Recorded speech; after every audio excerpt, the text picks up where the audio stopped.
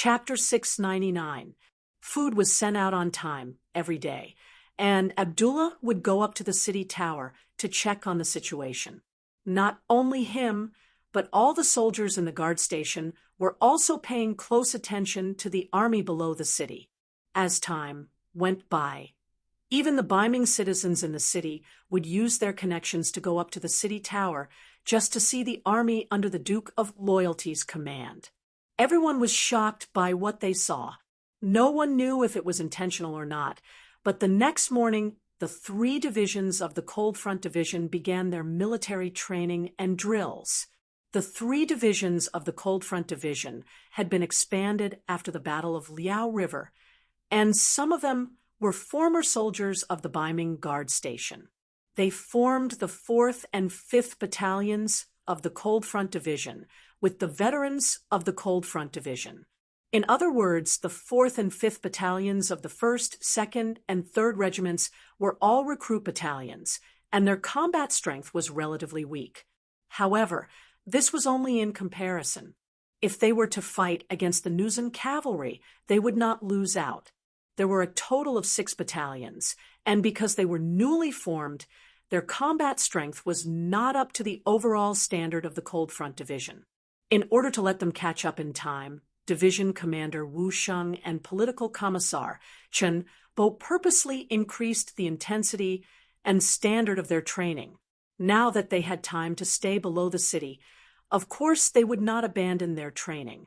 Not only that, they also increased the intensity of their training.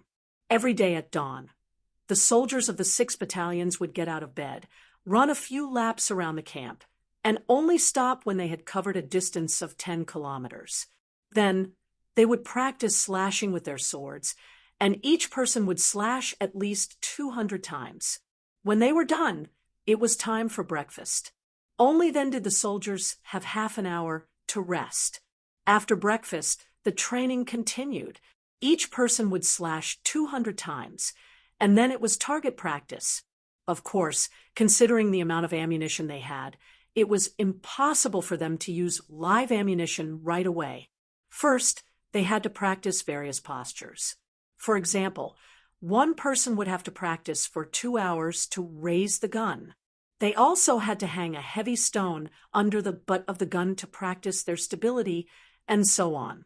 In the afternoon, it was time for cavalry training, getting on the horse to slash, getting on the horse to raise the spear, and so on. At night, there would be an hour of sparring practice. The warriors would put on all kinds of armor and then fight with wooden sabers. It was common for them to bleed and get injured. After an hour, it would be a day and a half of rest and study time. At least half an hour of learning, including various maps, hand gestures, and other skills before they could sleep for the day. At this time, the soldiers would start snoring after entering their tents. There were even sounds of teeth grinding, farting, and so on. However, no one blamed the other comrades because everyone was very tired. It could be said that they fell asleep as soon as they touched the pillow. Again and again, every day was the same training. All of this fell into the eyes of the Ming army generals and common people on the city gate tower. Abdullah had sighed in his heart more than once. This is a strong army. Their training methods are very scientific. They definitely won't be able to stop such an army. Not to mention that he only had a little over 1,000 infantrymen. Even if he was given 10,000 or 50,000 men, he would not think that he could defeat such a powerful enemy. Hopefully, Shangguan will agree to open up a path for them. It's definitely a nightmare to be enemies with such people. General Abdullah sighed in his heart as he anxiously waited for Shangguan's reply. This wait lasted for 10 days. Finally, a cavalry scout came from afar with a letter in his arms. It represented the attitude of the new Urgan city toward the mercenaries. Whether they would fight or cooperate, the result would be clear soon. Abdullah received the letter from the scout with a nervous heart. He opened it silently. His expression changed rapidly. His brows were furrowed and relaxed at times. The letter was written by the city's commander, Song Quan. According to the letter, the embroidered uniform guard had already determined that the 5-star army was part of the mercenaries. In other words, the horse robbery that happened here, including the Liao River incident, should be the work of the mercenaries. Come to think of it, this was probably the only army in the world that could eliminate more than 10,000 enemies without leaving any traces or evidence behind. The letter also said that since the mercenaries provoked them first, it would not be a problem for them to retaliate appropriately. Considering the strength of the mercenaries, the lack of orders from the higher-ups, and the fact that Yang Qindong was a loyal duke recognized by the great Ming dynasty, they only needed to retaliate appropriately and did not need to go all out. Abdullah heaved a sigh of relief when he read this. He no longer considered what the mercenaries had done to them. His observations over the past few days told him that the mercenaries were not to be trifled with, not at all. The contents of the letter made Abdullah feel even more relieved. Considering the current situation of the Jian province left guard, the higher-ups would not send them into battle personally. It was not just the Jian province left guard. Even the larger Jian province guard and Shenyang Central Guard did not have any cavalry, so they did not need to use them. This time, the higher-ups would directly send 3,000 cavalrymen to test the mercenaries' capabilities. What Abdullah needed to do was to stand below the city gate tower and record everything that happened from the beginning to the end of the battle in detail. He could then report it truthfully when he returned. After reading the letter, Abdullah had mixed feelings. The higher-ups were not willing to let the mercenaries off easily. They wanted to be selective and test them appropriately. However, was this necessary? Perhaps 10 days ago, when the 3 Lungfeng division masters had just arrived, Abdullah also had the same thought. However, after watching the mercenaries training for 10 days, especially after watching the 3 divisions' 9 Lungfeng division battalions train, he had long given up on such thoughts. The 9 battalions were quiet, but when they moved like flood dragons. Not only were their horsemanship superb, but they also practiced chopping 500 times in a row. Not only were there sufficient numbers, but their speed was also very fast. He had seen with his own eyes the wooden stakes that had been set up to act as imaginary enemies being split in half in a very short period of time. That saber seems different too. It's sharper and tougher than ours. Abdullah could not help but sigh as he thought about it. Then he began to look forward to the outcome of the 3,000 cavalrymen sent by the higher-ups. He also wanted to encourage his own cavalry, but for some reason he could not muster up the strength to do so. In the military camp outside the city, Division Master Wu Sheng had just returned from his chopping training. Compared to the ordinary Lungfeng warriors, he had set himself a requirement of 600 slashes in a row. While he had to make an extra 100 slashes, the time requirement was the same. In other words, if the warriors could make 500 slashes in the same amount of time, he would have to make 600 slashes to qualify. As the Lungfeng warriors' military quality continued to improve, as the division master Wu Sheng's expectations of himself became higher and higher, he returned covered in sweat. As soon as he received a towel from the correspondent, political commissar Chen Bo appeared in front of him. Division master, the Ming division has already sent someone back to the city. They should have received some news. However, the other party has no intention of contacting us. It seems like the news is not necessarily good. I'm afraid we'll have to fight. The moment Chen Bo entered the room, he took a towel from the correspondent behind him and wiped his face.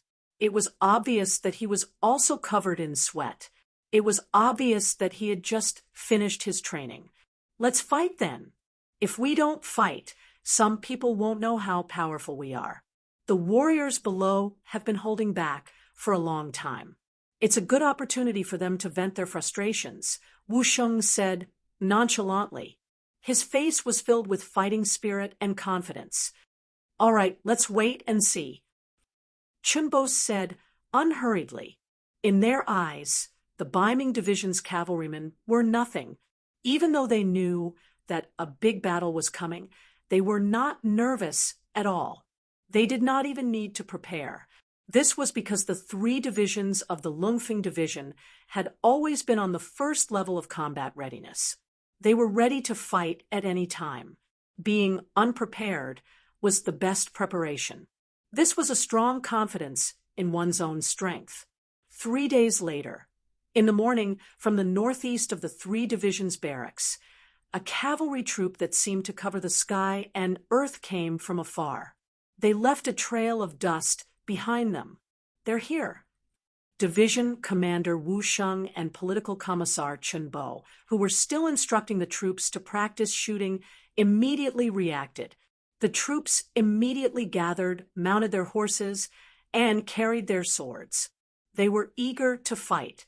As soon as the troops gathered, a scout rushed back and rushed in front of the division commander and political commissar, reporting to the chief.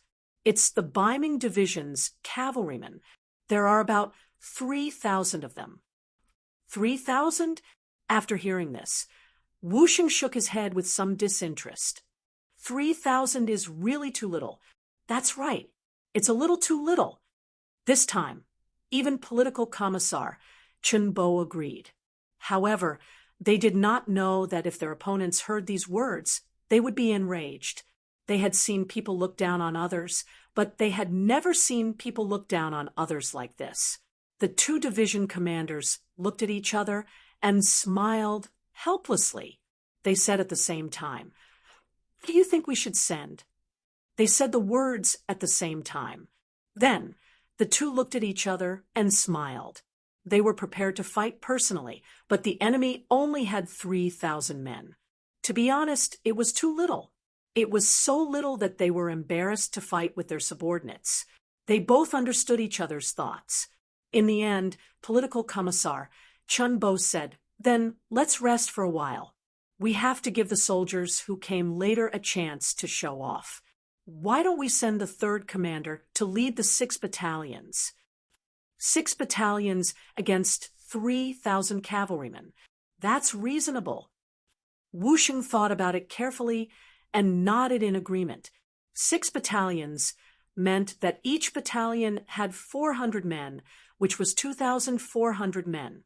Although these people were not enough to deal with the enemy's 3,000 cavalrymen, to Long Feng, this was already bullying. The 6 battalions were formed later, so their overall strength was slightly weaker. If it was the elite Cold Front Division, 3 battalions would be enough. Chapter 700. After the 2 division commanders came to a decision, they called the 3rd Regiment commander, Spring Sun, over and passed on the order. Regiment Commander Spring, this performance will directly affect whether our supply route will be smooth in the future. It will directly affect the future plans of the 6th Young Master. This is extremely important. Are you confident that you can complete this mission? Chen Bo said as soon as he saw Spring Sunday Division commander. Wu Sheng's words were even more direct. "Spring Sun, if you can complete this mission, then accept it. If not, then go back to your 3rd Regiment. I can't wait to do it myself." Hey, what are you 2 talking about? You can look down on me, Spring Sun, but you can't look down on the soldiers below. I don't mind making a military pledge here. If this battle can't be fought to our heart's content, if it can't go smoothly, if we can't show the might of our 3rd Regiment, then I won't be a regiment commander anymore. I'll just be a cook and take the blame for everyone," Spring Sun said, excitedly, even throwing out the military pledge at the first moment. It was no wonder that Spring Sun was so excited. He originally thought that this battle had nothing to do with him. He knew that no matter if it was Division Commander Wu Sheng or Political Commissar Chen Bo, they were both battle-hungry people like him. Plus, They were the regiment commanders of the 1st and 2nd Regiment, respectively. There shouldn't be any chance for him to perform in this battle. He didn't think that he, who had already given up hope, would be hit by this meat pie. He was extremely excited and overjoyed. In order to prevent the mission from being snatched by others, of course, he would say whatever he could. With the military pledge, Spring Sun could be considered to have accepted this mission. Next, he called the 6 battalion commanders of the newly formed battalions in front of him. Naturally, he gave them another round of encouragement and bold words. The strength of these 6 battalions had greatly increased under the recent training, and they wanted to perform well in a real battle.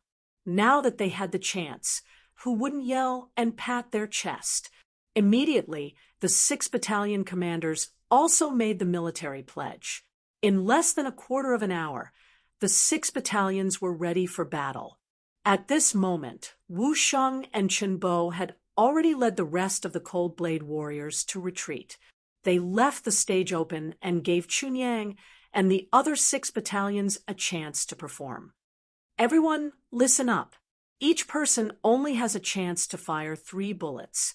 Regardless of whether they hit the target or not, they would charge together with their leader. Don't worry, everyone. Bring out the strength you've been training with. It's enough to deal with the enemy. Standing at the front of the group, Chunyang looked at the 6 square formations behind him and shouted in a heroic voice, "Kill! Kill! Kill!" Behind him, more than 2,000 people shouted in unison. This voice shook the 9 heavens as if it could shatter the horizon. Above the city gate tower, Abdullah also witnessed the scene before him. When he recognized that the 6 battalions that the mercenaries had sent out were the weakest 6 battalions during the training, he couldn't help but widen his eyes and say, facing a powerful opponent with 3,000 cavalrymen, they sent out the weakest ones.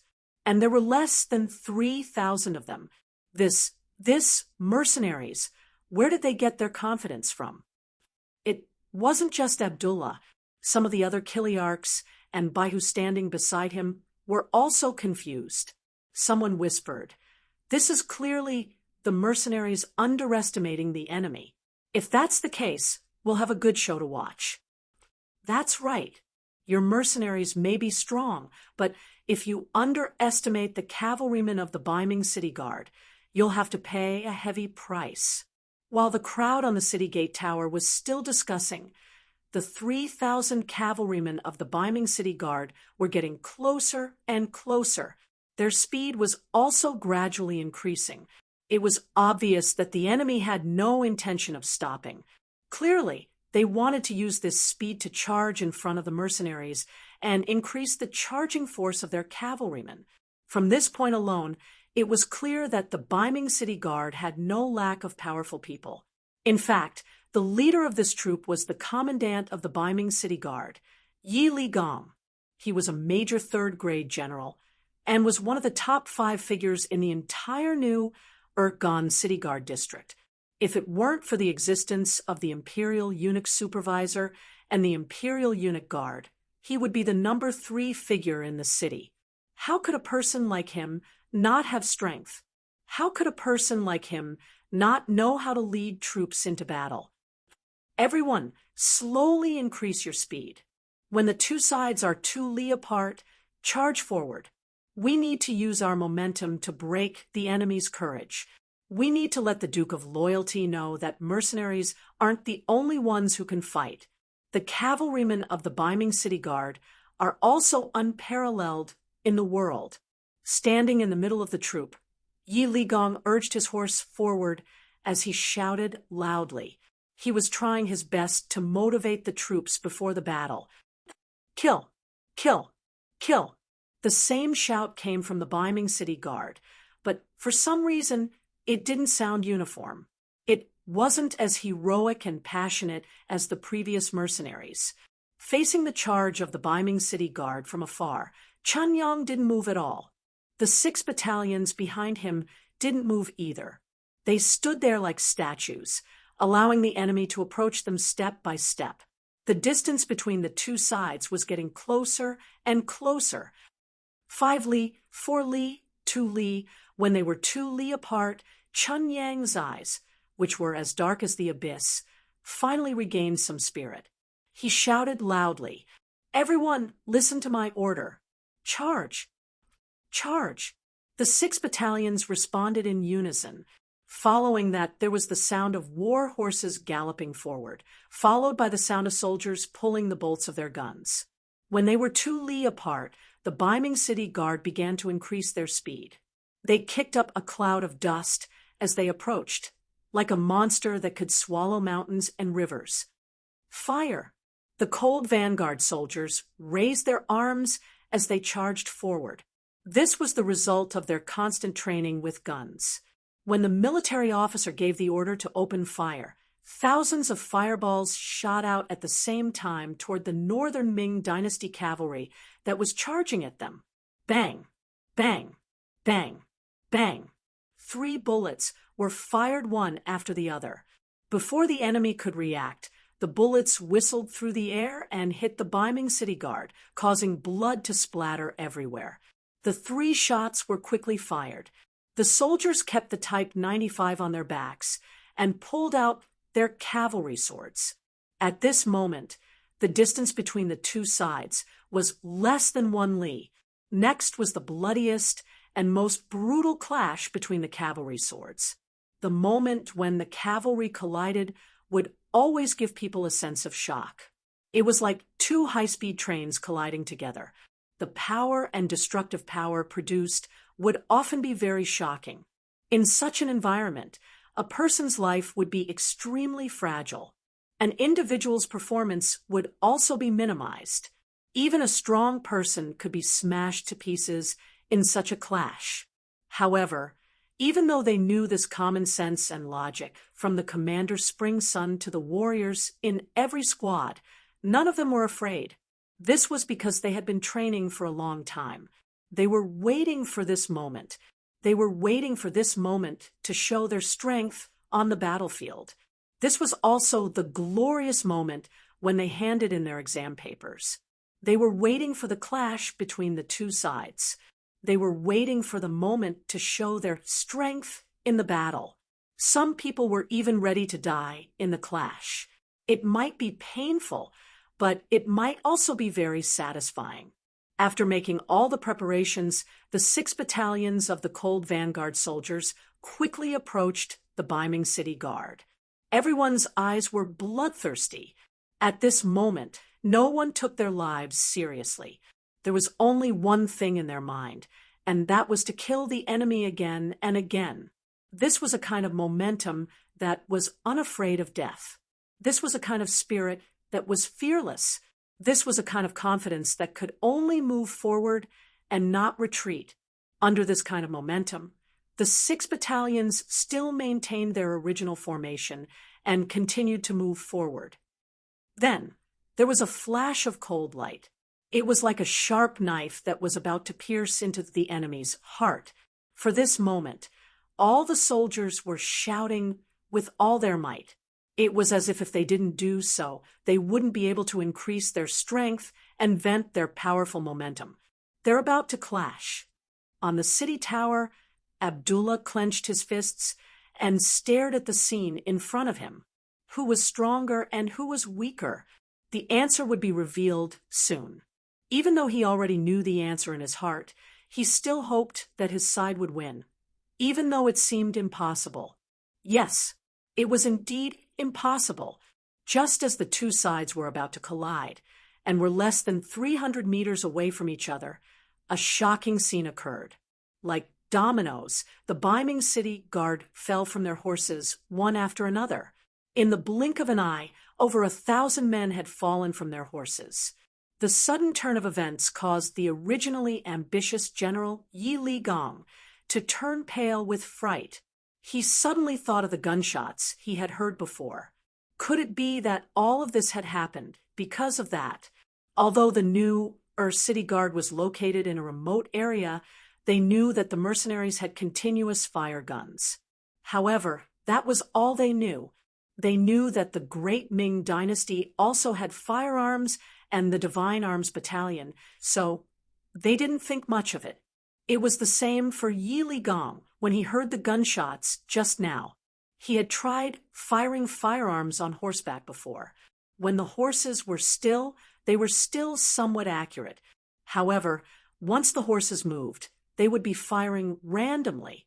The effectiveness of the firearms was very limited. It was precisely because of this experience that he didn't think much of the gunshots. However, he suddenly understood that his brothers who suddenly fell from their horses must have been hit by the firearms. But how could there be so many of them? Yes, there were too many of them. Nearly half of the 3,000 cavalrymen died before they could even get close to the enemy. However, this was not the most important thing.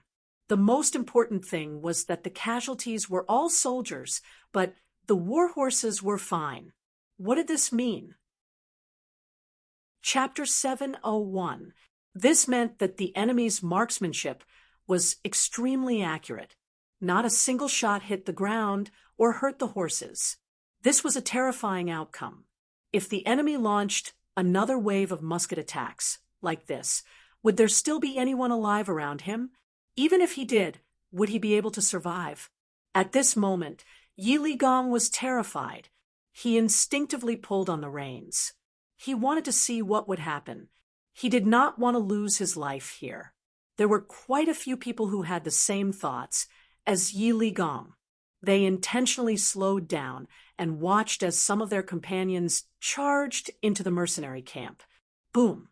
Finally, the cavalry from both sides collided. Blood splattered everywhere. Heads were tossed into the air, horses neighed, and corpses fell to the ground. It was only the first charge. Due to the difference in numbers, the difference in the number of strikes, and the absolute suppression of strength, hundreds of Ming cavalry were cut down from their horses. They fell to the ground and became minced meat under the horses' hooves. Retreat! Retreat quickly! After this collision, the last bit of hope in Yi Ligong's heart had disappeared. Seeing his subordinates being chopped into minced meat the moment they entered the enemy's formation, he, who had already stopped his horse, turned around and fled without any hesitation or politeness. The main general suddenly turned around and fled with his bodyguards. Following that, more and more northern Ming cavalry also cursed and wanted to turn around and flee. However, it was not that easy to escape. Behind them, Chunyang had already led his cavalry and charged forward. Under their repeated attacks, Ming cavalry were cut down one after another. When some of the northern Ming cavalrymen wanted to counterattack, they suddenly realized that their companions were no longer around. When he had to face the continuous attacks of more than a dozen Cold Vanguard cavalrymen, he could block one or two strikes, but could he block the third strike, the fourth strike, or even more? In the first place, the speed of the saber attacks was not as fast as a human's. After blocking a few attacks, the surrounded northern Ming cavalry were like sheep that had entered a wolf's den. They were instantly devoured, and not even their bones were left behind. Such a scene continued to happen on the battlefield. Wherever there was a surviving northern Ming cavalryman, there would be a dozen or even dozens of Cold Vanguard cavalrymen slaughtering him.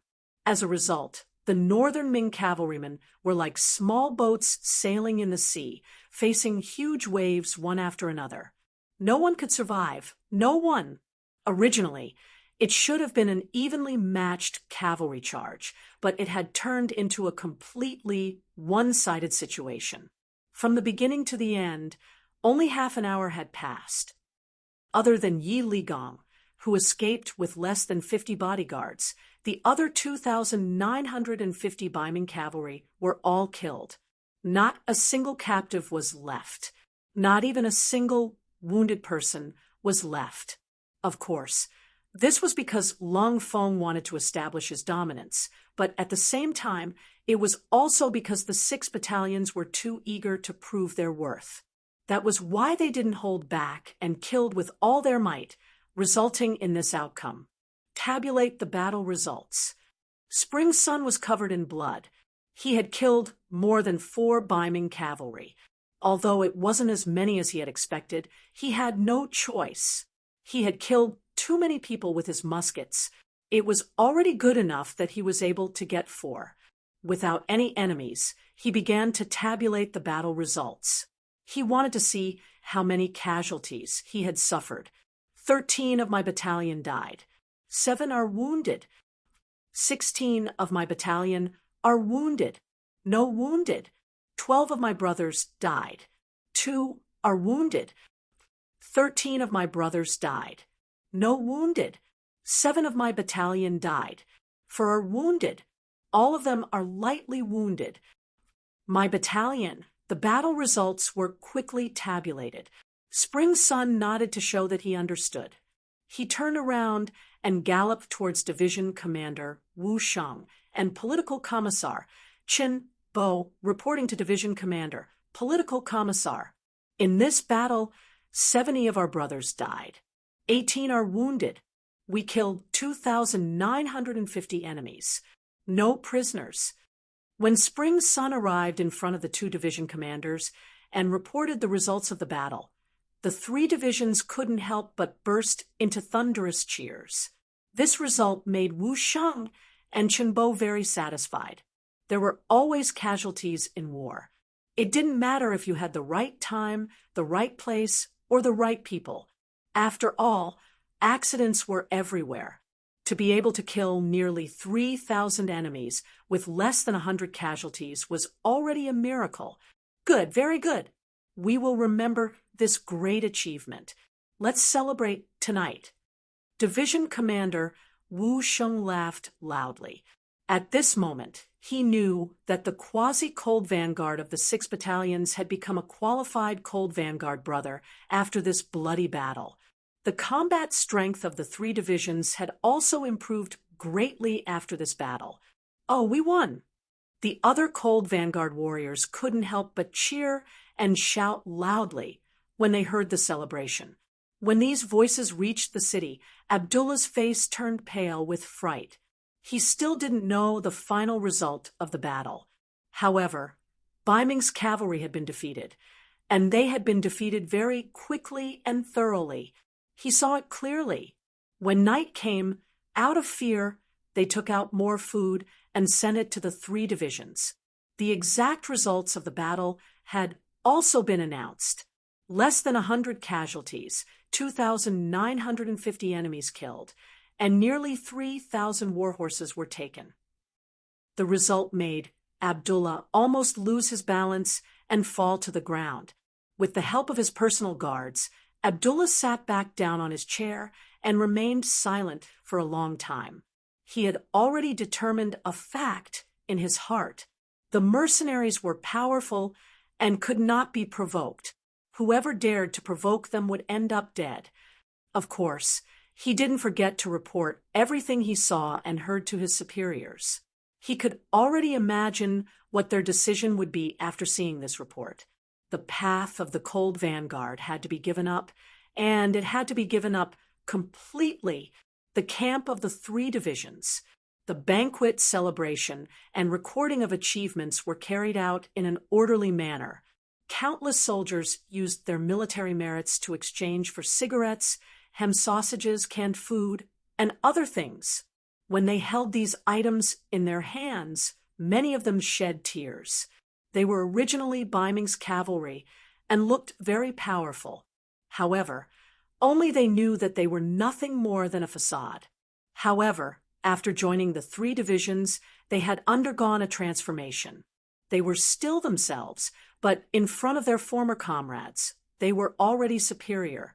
Even if they couldn't do anything now and retired, they would still be able to get a sum of money to spend the rest of their lives. Although there was still a long way to go before they could become rich, at least they could live a normal life and get married and have children.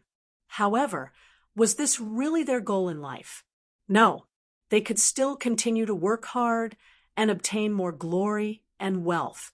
After a few more years of hard work, it wouldn't be a problem for them to build a good family background and property for their descendants.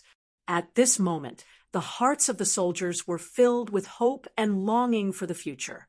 The birth of these ideals would make them stronger and more fearless. This battle established the belief that the three divisions were powerful and invincible. Not long after, New Erkan Dusi issued a clear rule. It said that the mercenaries were fighting for the peace of Biming's north and were worthy of respect. It was also very reasonable that they needed a logistical supply line. No guards were allowed to obstruct or interfere. Otherwise, they would be severely punished. This was the result of fighting. This was the result of showing their strength. Everything was not out of Wusheng and Chunbo's expectations. They knew that they were very close to completing the mission given by the sixth young master. The next day after receiving the news, the three divisions left Jian Province's Zuowei City and headed straight for Sea Town.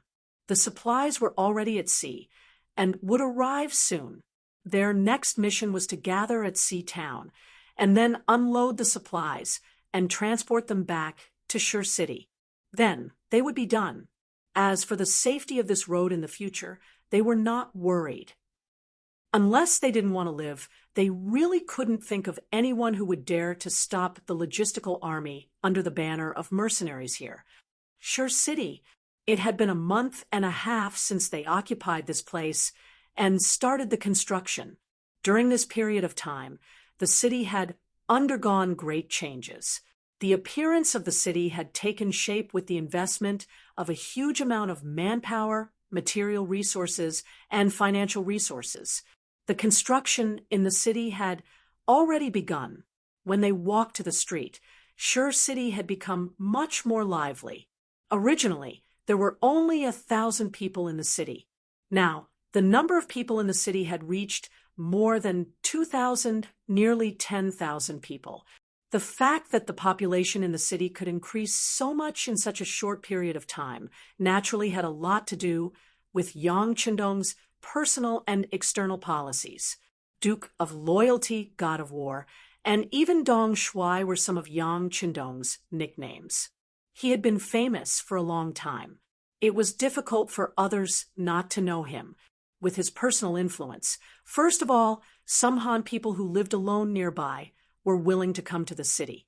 During this period of time, Su Yunqing's reconnaissance battalion, in addition to monitoring the movements of the nearby Mongolian tribes, had another important task, which was to constantly convey the news of the policies towards the Han people. For example, the Duke of Loyalty was the savior of the Han people. As long as they were Han people and were willing to follow the rules, the Duke of Loyalty would help them, give them work, give them food, and let them live a better life. These slogans and news spread everywhere. Not only the Han people, but also the Mongolian people.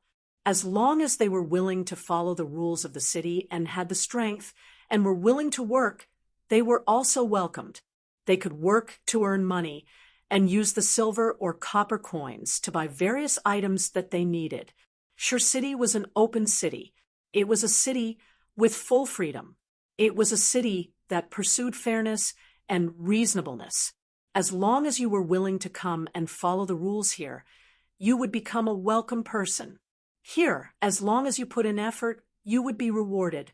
It was very fair. There was no oppression or oppression. Your things were yours. You didn't have to worry that everything would be gone when you woke up. Chapter 702. It was precisely this concept that attracted groups of people to settle in after it was spread out. First, it was a few people, then a dozen people, then dozens of people. Soon, it expanded to hundreds of people, thousands of people, and then nearly 10,000 people. Even this number was increasing every day. Speaking of which, everything was due to the rules of the grassland. It was particular about the law of the jungle. It was particular about the law of the jungle. Whoever was more powerful would have all the good things. As for the weak, some people might sympathize with them, but it was only sympathy. On the day you were bullied, no hero would appear to help you. They were used to snatching and being robbed when they saw good things. As a result, many kind-hearted people did not like to stay on the grassland, especially those who lived alone. They often did not have a neighbor within dozens or even hundreds of miles. Once they encountered a grassland bandit, they could only wait for death. This feeling was very bad. If it was in the past, they did not have a place to go and did not have a better way to solve the problem. It seemed that they could only choose to join a grassland tribe. Even so, they had to pay too much and could become a sacrifice in the war at any time. If they were unlucky and the leader of the tribe took a fancy to something, they would also have to contribute. That feeling was like falling into a bandit's lair. The first city was different. As long as one was willing to come here, there would be a ready-made house for one to live in. Of course, one would have to pay the rent every month. However, this was not a problem. There were many jobs to do in the city now. Building a city and building houses was a rich income. As long as one worked hard to earn money, one would not have to worry about it. As long as one had their own house, anything that they earned would belong to them. No one would come to rob them, no matter who the other party was or what kind of identity they had. Otherwise, the law enforcement team that appeared on the streets at any time in the city would teach the other party how to behave. It was this kind of protection policy that attracted a large number of people to the first city. When they familiarized themselves with the rules here and found that it was indeed different from the outside world, many people quickly fell in love with this place. While they chose to live here, they also spread the news, allowing more relatives and friends to come and stay here.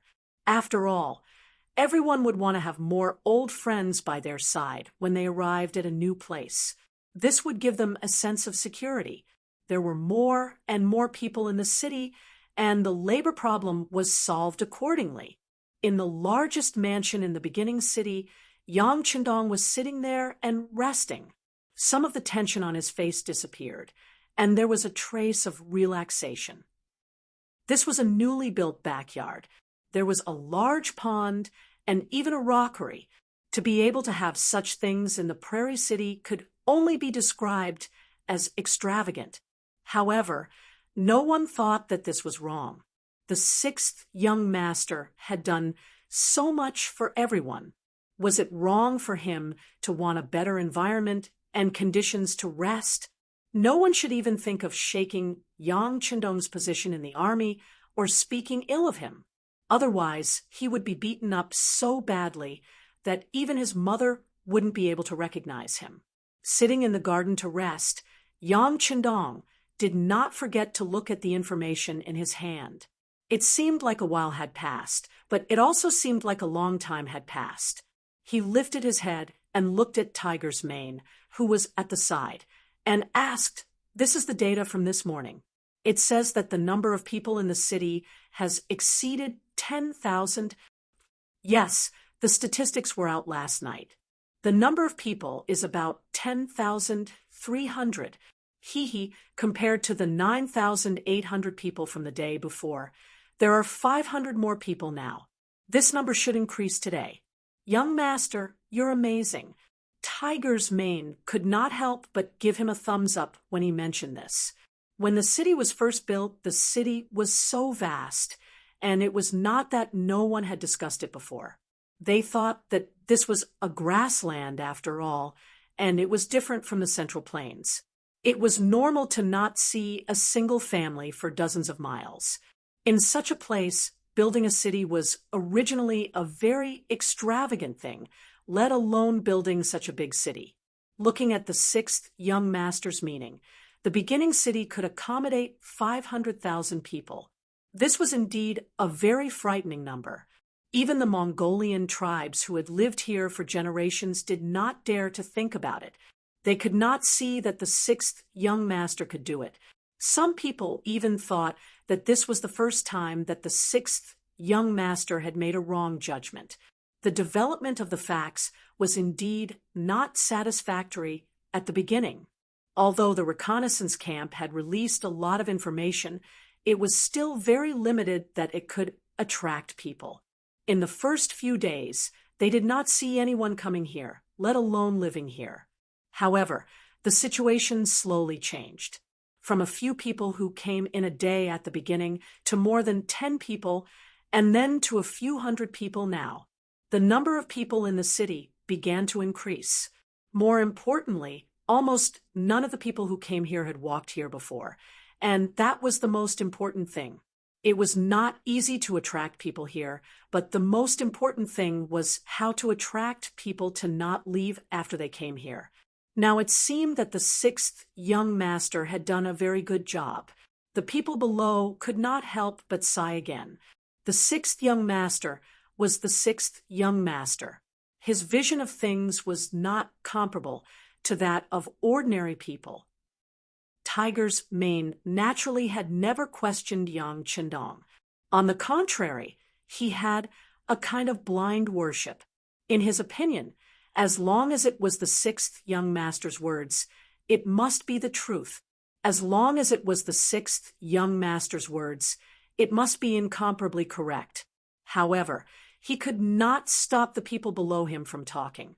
Now that he had used facts to slap some people in the face, he naturally felt honored and happy. Ha ha! Looking at Tiger's Mane's sincere and happy smile, Yang Chendong, who was infected, also laughed. Then, as if he had thought of something, he asked, "By the way, why are you always in front of me recently? Don't you still have to lead the independent regiment? I have young heir here. If you have something to do, you can do it yourself." Young Master, the independent regiment's combat power has improved a lot. Now, when we have nothing to do, we will compete with the Jurchen cavalry regiment. Although we can't win, if we can use firearms, I guarantee that we can destroy the other party in minutes.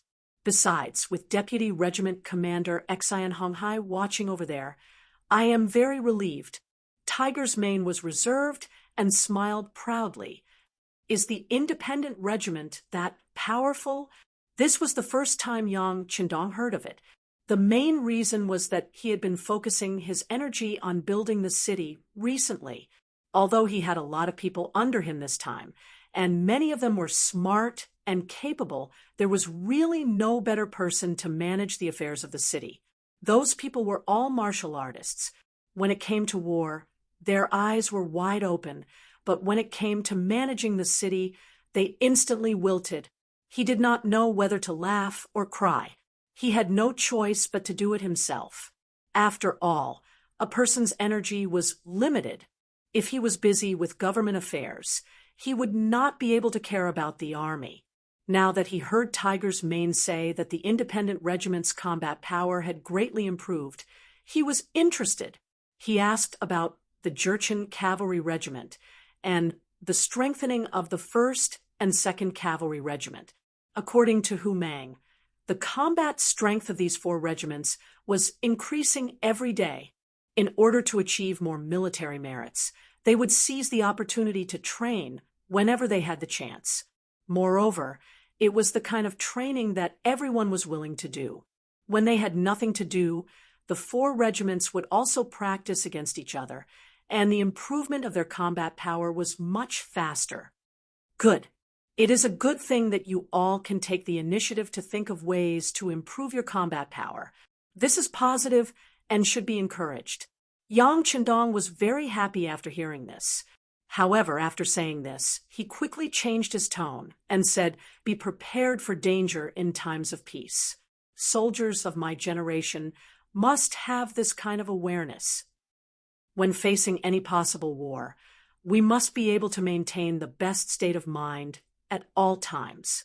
Once a war breaks out, with a command to gather, we will be able to fight against the enemy. We must win, and we must do so at the smallest cost. Young Master, will there really be people coming to find trouble with us? It has already been 1.5 months, and I don't see anyone having any ideas about us." When it came to war, Tiger's Mane was interested, and his voice became louder. There will be," Yang Chendong said with certainty. If the establishment of the first city did not attract the attention of some of the surrounding forces, It attracted many people to move in with its powerful attraction. This was indeed something that some people did not want to see. On the grassland, it could be said that everything was lacking, so much so that the population was also a hot commodity. When two tribes fought, the winning side would often plunder all the population of the losing side in order to strengthen their own strength. The appearance of the first city had taken in all the individual households. With this, it could be said that it had touched everyone's interests, and this was the fuse of the war. Force was the most direct way to solve the conflict of interests. According to Yang Qindong's thoughts, there were probably already many enemies who could not hold back. It was just that the mercenaries and his reputation were too big, and no one wanted to be the one to stand out. However, as the first city grew stronger, it was obvious that these forces would eventually not be able to hold back, and the war should be coming. Just as Yang Qindong and Hu Mang were chatting, a large cavalry team was setting up camp and resting at a place 500 kilometers away from the first city, near a mountain and a river. If the people from the reconnaissance camp could get close to observe, they would naturally find an old acquaintance here. He was Har Ruochu, who had suffered a loss in Yang Qindong's hands. That's right, this was the camp of Har Ruochu's father, Agar Dorji. Originally, he followed his elder brother to expand the Tatar forces, but he could not resist the temptation and finally conspired with the leader of the Walla, Yeshen, to assassinate his elder brother. Who would have thought that the plan would not be as fast as the changes? In the end, he did not kill his elder brother and had no choice but to escape. Now he had become a rootless tree floating on the grassland. Agar Dorji was still a man of his own ideas. When he rebelled, he brought a total of 50,000 cavalry, which made him a powerful force on the grassland. No one dared to look down on him, and no one dared to casually find trouble with him. This made him comfortable for a while. Chapter 703. However, the daily food and drinks of the 50,000 cavalrymen was not a small expense. Although he had received some benefits from Yeshen, it would eventually run out. If one did not consider the future, there would be immediate worries. Now, Agar Dorji urgently needed a foothold and income. Otherwise, the 50,000 cavalrymen would leave him sooner or later. In order to find a suitable place, he had thought of forming an alliance with the Gobi Mongol Empire. He wanted to let his son marry Princess Tuoya and strengthen the relationship between the two sides through marriage. Unfortunately, his son Hararuo was too ugly. He was so ugly that Tuoya did not like him at all. In addition, Sudur Khan was not very courageous and was afraid that he would swallow up the other side, so the marriage did not happen. Not only that, but because of the battle with the 5-star army, he lost 5,000 cavalrymen and a general like Lumik. For this matter, Agar Dorji scolded his son and even gave him 2 horsewhips as punishment. Then he naturally thought of finding trouble with the 5-star army. Since they beat him, they should be prepared to be beaten back.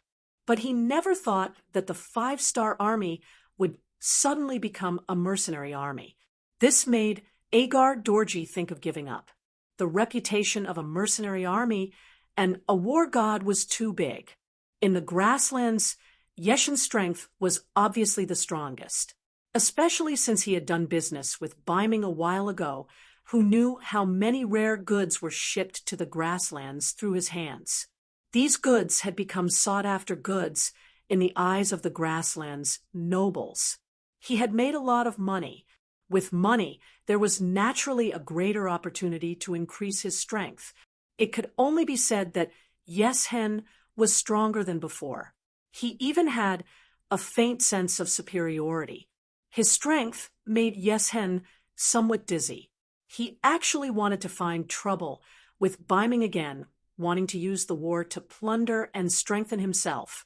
After all, he had worked with Yeshen before, and their relationship was not bad.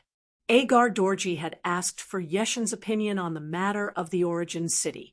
However, the seemingly fearless Yeshen actually gave him a piece of advice, which was that it was best not to provoke the war god, because it was not something that humans could defeat. Yeshin's words were decisive. When Agar Dorji first heard it, he did hesitate. But now, he seemed to have no choice. The army's provisions would be exhausted in a month at most. If he could not find more food or a foothold during this time, there might be a mutiny in the army. If that happened, where would he go? Big brother Tuachuo Buhua had probably sent people to keep an eye on him.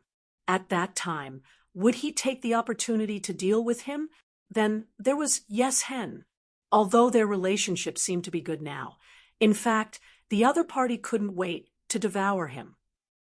If it were not for the fact that he still had 45,000 cavalrymen in his hands, the other party would have taken action long ago. This could be seen from the fact that he wanted to borrow food from the other party, but was rejected with all kinds of excuses. There was a wolf in front and a tiger behind. This was the true portrayal of Agar Dorji's current situation. Reality also forced him to set his sights on the origin city. The scouts he sent out had already gathered enough information. There were mercenaries and a lot of silver in the origin city. It was said that the Han people and Mongols who worked there could earn a lot of silver every day. How much money does this Duke of Loyalty have? Agar Dorji often could not help but think, and the greed in his heart grew stronger and stronger. Someone once said that when the benefits reached 10 times, it was enough to make many people forget about life and death and take risks. If the benefits could reach 100 times, many people would be willing to do it even if they knew that they might die. Now, Agar Dorji was blinded by the benefits. Or rather, he had no better way to solve the problem he was facing. It seemed that only by taking down the origin city and taking the silver, there could the army be stabilized again. Once he occupied the origin city, he would have a foothold and could walk out of the current difficulties. There were so many benefits that even with Yeshin's reminder, Agar Dorji still decided to take the risk. After making a decision, he summoned his son and 2 of his generals to discuss the matter of attacking the origin city. Agar Dorji still had some tricks up his sleeves. When his brother was not under his command, he had won over some capable generals. For example, Lumek, who had died in the previous battle, and Suhi and Gulang, who were now summoned. Suhi was a general who was praised by the great Khan of Tuachuo Buhua. His name was translated into Chinese and meant axe. In fact, after this person went to the battlefield, he was indeed like a sharp axe. He had cut down countless enemies. This time, when the 3 of them were summoned, the first person Agar Dorji asked was Suhi. General Su, I'm going to attack the origin city. There are piles of gold and silver there, as well as strong city walls. Many people have gathered there.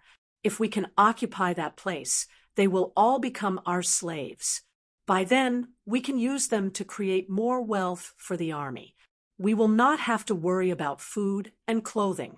Our cavalry will trample the entire grassland and dominate the area. Agar Dorji outlined a beautiful picture of the future. The more he spoke, the more excited he became. His son, Hararuo, was so excited that little stars appeared in front of his eyes. He seemed to see groups of beautiful women and piles of gold and silver in front of him for him to choose from.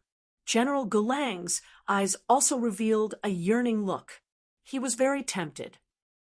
However, Suhi, who was asked in the tent, was calm and was not excited by these words. General Suhi, what do you think? The most important thing was Suhi's ability. Seeing that the other party did not express his opinion, Agar Dorji could not help but ask anxiously. Suhi, who was asked, still did not answer immediately.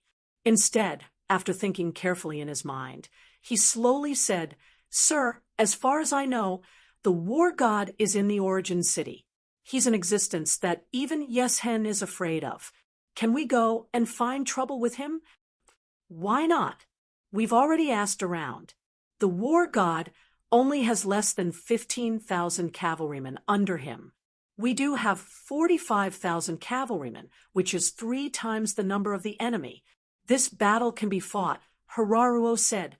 It could be seen that he was a little dissatisfied with Suhi's cautiousness. Yes, I think we can fight too. So what if he's the war god?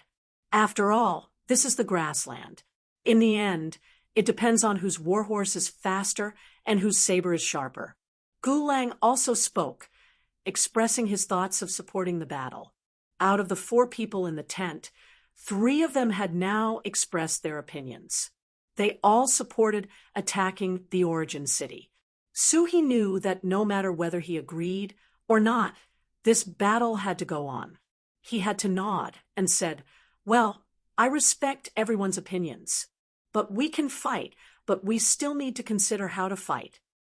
Okay, then let's discuss who will be the vanguard and how to fight.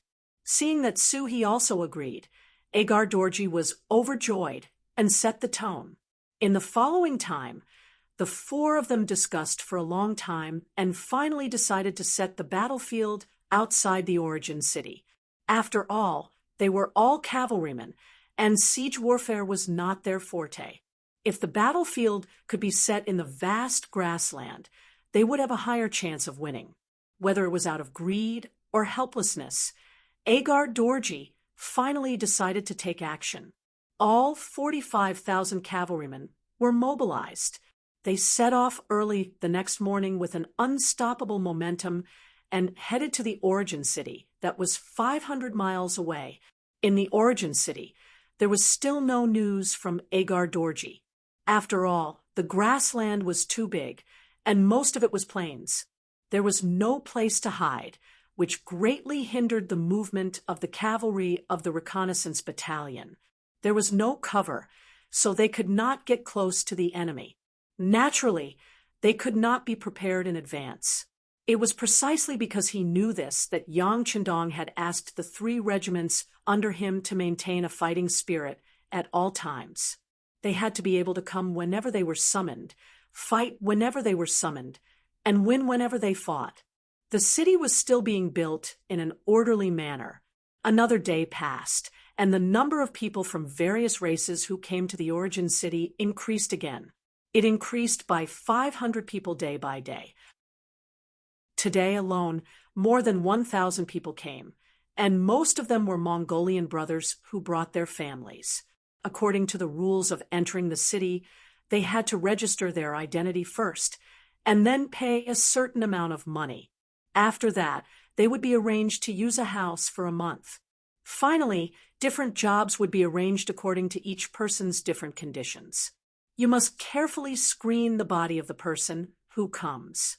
You must not let a factor of stability appear in the city. Yang Chendong walked on the streets of the origin city. Beside him were Tiger's Mane, Beta Persei, and a group of people who were protecting him. Walking in the crowd, the 6th young master spoke from time to time about some things to pay attention to. Yes, we have special people doing the relevant work. Not only do people need to report their real names, but they also need to report the place where they used to live. We have people who will investigate this afterwards. Although I dare not say that there is no problem 100% for those who have doubts, we have focused on monitoring. Tiger's Mane kept nodding as he reported his work. That's the way it should be. Don't let a piece of rat poop spoil the pot of soup. We can also fully mobilize the people and let them take the initiative to expose those who have bad intentions or have strange behavior. We can give them a certain amount of rewards appropriately. In this way, unless they can pretend to be the same person, they can't escape everyone's eyes. Also, if we can confirm that they are spies sent by other forces, we can also allow them to come in and sneak in. However, they can't live here. We have to let others know of our strength so that they will be afraid. Yang Chendong also nodded with a smile and gave his own experience and opinions. Chapter 704. Young master, this is a good order. I'll send someone to pass it on right away. Tiger's mane's eyes lit up, and he remembered this suggestion in his heart. Yang Chendong, who was flattered again, chuckled. But before he could continue to say anything, the commander of the reconnaissance battalion, Su Yunsheng, rode a horse and rushed over from the other side of the street.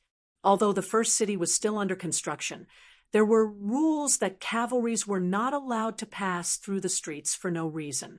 However, some people were always exceptions, such as the cavalries who had received military orders and the brothers of the reconnaissance battalion. The soldiers of the reconnaissance battalion were in contact with the front line of the battlefield intelligence. In order to spread the news at the first possible moment, they naturally had some privileges. Su Yunsheng came riding a horse. This originally indicated that something big must have happened. Everyone stood firm and stopped. The guards even faintly formed a semicircle, closely protecting Yang Chendong. This had already become a habit. If any accident happened, they would have to pay at least several times the price to get close to the sixth young master. Who? As soon as the sound came out of Su Yunsheng's mouth, he landed in front of Yang Chendong. After a standard military salute, he said, "Sixth young master, there's an urgent military situation at the front. Inform all the senior officers of the regiments and battalions to have a meeting in the war room." Yang Chendong also became a lot more serious and said with a slightly serious voice, "In the newly built spacious conference room in the first city, in just half an hour, the main cadres of the 4 regiments in the city were gathered here."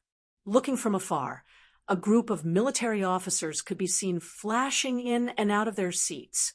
The commander of the Gully Regiment, Tiger's Mane, and the deputy commander, Xian Honghai, the commander of the Nuzhen Cavalry Regiment, Yi La, and the deputy commander, Lu Dai, the commander of the 1st Cavalry Regiment, Zhui Feng, the commander of the 1st Battalion, Deng Yu, the commander of the 2nd Battalion, Gao Danhua, and the commander of the 3rd Battalion, Hulu, the commander of the 2nd Cavalry Regiment, Lu Shua, the commander of the 1st Battalion, Ma Xiangshan, the commander of the 2nd Battalion, Ding Shan, the commander of the 3rd Battalion, Teimu, and the others were all present.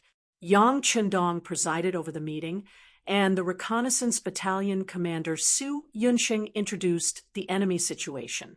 Su Yunsheng held a slender wooden stick in his hand, drew a line on a huge map hanging high in the meeting room, and said with a loud voice, "Ladies and gentlemen, the scouts in the front have reported that Aga Dorji is leading 45,000 cavalrymen to the beginning city.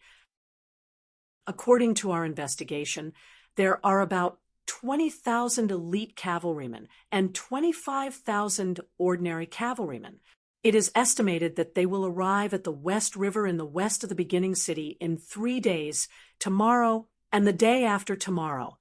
After introducing the information, Su Yunsheng gave a standard military salute to Yang Chendong and returned to his original seat, waiting for the military order to be issued.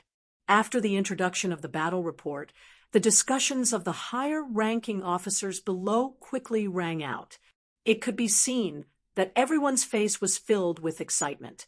After staying for 50 days, there was finally a battle to be fought. Every one of them was a warmonger. It could be said that their faces were glowing. It seemed that they couldn't wait to appear on the battlefield in the next moment and fight 500 rounds with the enemy.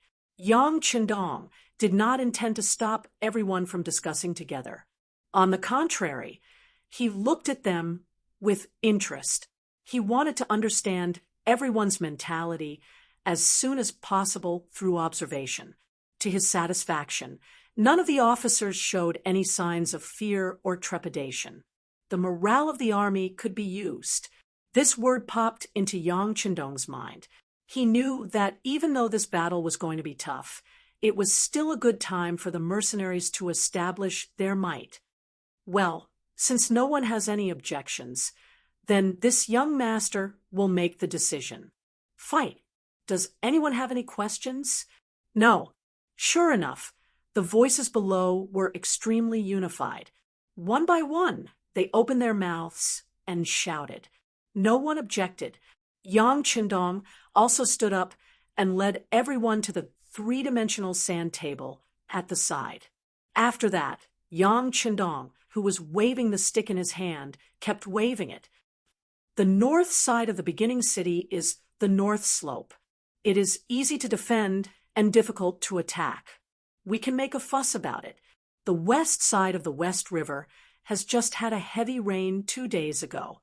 The river is rising rapidly, which can be used to stop the enemy's frontal attack. We can also make a fuss about it. The south side of the South Forest is suitable for hiding the army. This time, the number of the enemy's cavalry is 3 times more than ours. It is absolutely impossible to fight head-on. Even if we can defeat the enemy, it will be a Pyrrhic victory in the end. This is our first real battle in the grasslands. We must win, not lose. That's why I ask all the officers and soldiers not to underestimate the enemy. We need everyone to be cautious, kill the enemy bravely on the battlefield, and make a name for ourselves. After training for such a long time, it is finally time for us to perform. Now, I order swoosh. All the officers above the battalion level straighten their bodies and fix their eyes on Yang Qindong. Each of them puffed out their chests and expressed their most confident side perfectly. It was as if they were afraid that they would not be able to get the main task if they were not careful. I order. Yang Qindong's mouth kept making sounds. He arranged the military orders one by one. The officers who received the orders nodded their heads. A large net was spread out with the beginning city as the center. Nearly 50,000 cavalrymen under Agadorji came and rode on the vast grassland. Wherever they went, the scattered grassland herdsmen fled. Some of them even had to abandon their sheep pens in order to escape. Along the way, the army had robbed thousands of sheep and horses. Slaughter them all. Pass down the order to make a good meal for the warriors to satisfy their hunger. After we take down the beginning city, I will celebrate with everyone. Agadorji ordered in a tone that was used to win over the people's hearts. Then he turned to look at Su He and his son, Hilaro, and asked, "The vanguard led by General Glenn should be arriving at the beginning city soon, right?" "Yes, according to the schedule. He should have arrived at the West River. He should be looking for a tool to cross the river." Su He replied, and his face continued to darken. He was also the only one who was not optimistic about this battle. During the period of the alliance with Walla and Yeshen, he learned more than once from the other general about their experience with the mercenaries 3 years ago. The more he learned, the more he knew how powerful the mercenaries were. At that time, Walla's troops could be said to have won a great victory. They were all cavalrymen and had an absolute advantage in speed. However, in the face of the mercenaries who were many times smaller than them, they still returned in defeat. Therefore, he did not think that they could take advantage of the advantage of numbers this time. It was just that they really had no way out now. At present, the closest and most suitable enemy was the mercenaries of the first city. If they wanted to get out of the current predicament, they could only fight with them. As for whether they would win or not, they would do their best and leave it to fate. West River. Very good. I hope General Glenn can find a way to cross the river soon. In this way, our army can go straight in and kill our way to the beginning city. By the way, I also heard that there is still a section of the outer wall in the beginning city that has not been completely built. Our cavalry can kill our way into the city from there. At that time, everything in the city will be ours. Ha ha ha. Agadorji laughed wildly on his horse as if he had already won at this moment. It was as if the mercenaries were at his mercy. The reason why Agadorji was so confident was that the number of his cavalrymen was 3 times that of the other party.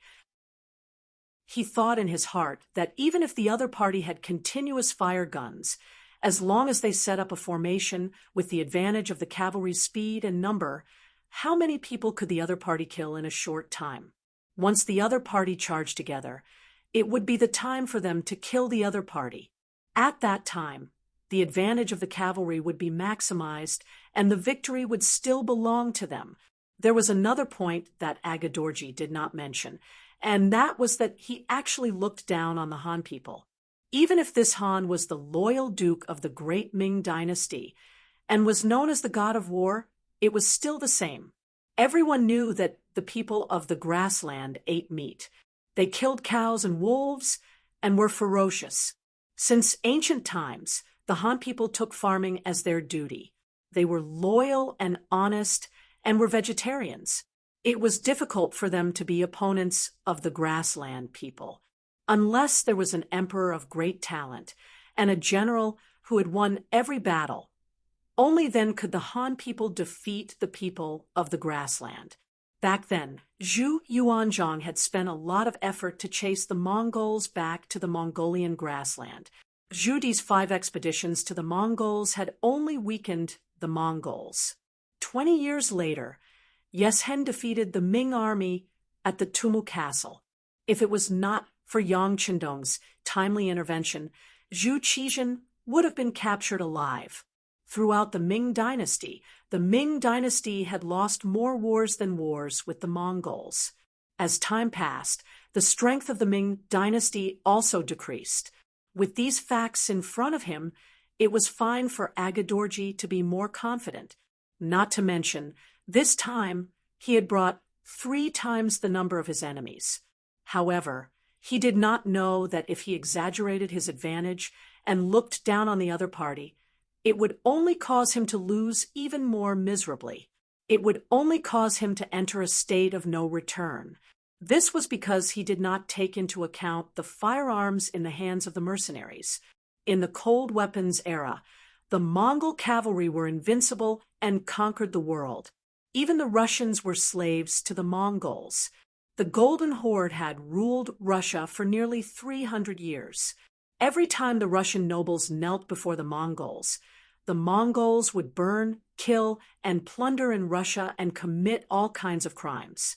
The Russians were angry, but they did not dare to speak out. The stars changed, and the era changed. The Western world entered the era of hot weapons. Guns and cannons were really strong, and a single cannon could kill a large number of cavalry. At the end of the Ming dynasty, Yuan Chonghuan used cannons to kill Nurhasai. The 8 Banners' disciples were like scarecrows in front of Yuan Chonghuan. During the Crow War, the British army only had a few thousand men and defeated the Qing army of over 1 million. At that time, tens of thousands of Mongol elites, led by Greem Chin, attacked the British army of a few hundred. What happened? The Mongol cavalry was wiped out, and the British army only lost a few people. In the face of modernity, the Mongols were just a joke. When the Russians were in Vasilyevic, they learned from the West and used guns to conquer Siberia. How could those with knives be a match for those with guns? A few hundred Russians wiped out all the Mongols in Siberia. From then on, Russia became a huge empire that spanned across Asia and Europe. The Qing dynasty ruined the country for 300 years, and when China needed strength the most, it weakened. Chapter 705. This was the power of the flintlock in actual combat. Of course, the flintlock was not omnipotent. As long as the soldiers were united and did not fear death, it was not impossible to turn the situation around. But the problem was what kind of fighting spirit would be needed to achieve this. At least, Agadorji could not do it. Fortunately, Yang Qindong, who was regarded as his enemy, did not intend to defend the city. He also wanted to use this opportunity to train his cavalry and decided to fight outside the city. And if he was willing to defend and not come out of the city, then not to mention the 50,000 cavalry, even if another 50,000 cavalry came, they would not be able to gain the slightest advantage. The advantage of the flintlock was more in defense, especially when facing fast cavalry. Attacking was equivalent to giving up most of one's advantages. But Yang Qindong still wanted to do this, which in itself proved that he was confident in the strength of his cavalry. Perhaps in his opinion, even if the cavalry charged, even if they used the most primitive method, his mercenaries were the strongest in the world. Of course, Yang Qindong only wanted to use this opportunity to train his cavalry. He did not really want to play to his strengths and avoid his weaknesses. He knew very well when to use the most primitive method to fight. For example, in the West River War Zone, he used the flintlock to fight against Gulang and his 5,000 enemy cavalry. Gulang obtained the qualification of the vanguard general. This did not mean that he was brave and good at fighting, but because Sui did not fight for it and did not care about it.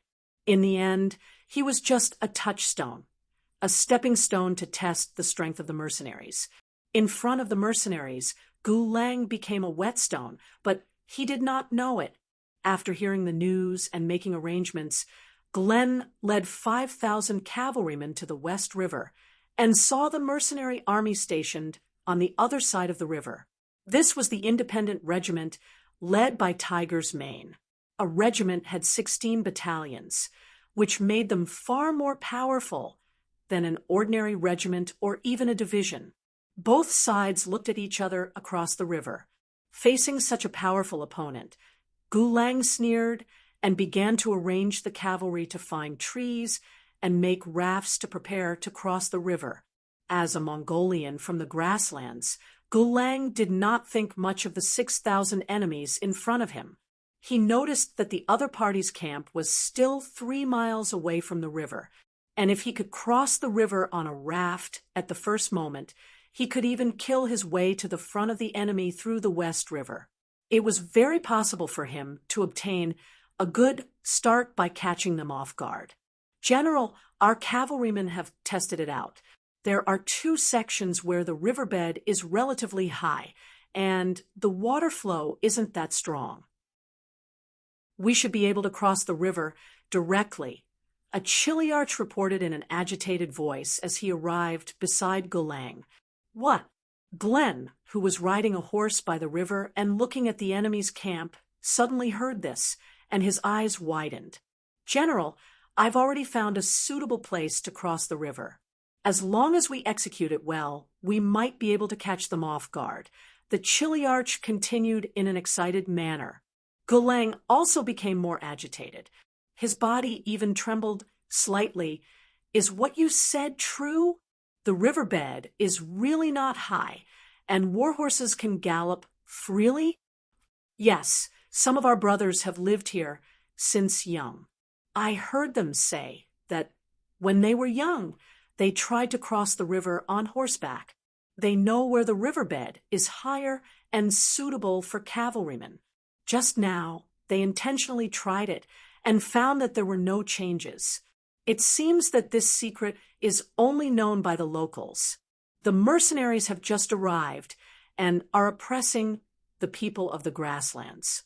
It is reasonable that they do not know about this.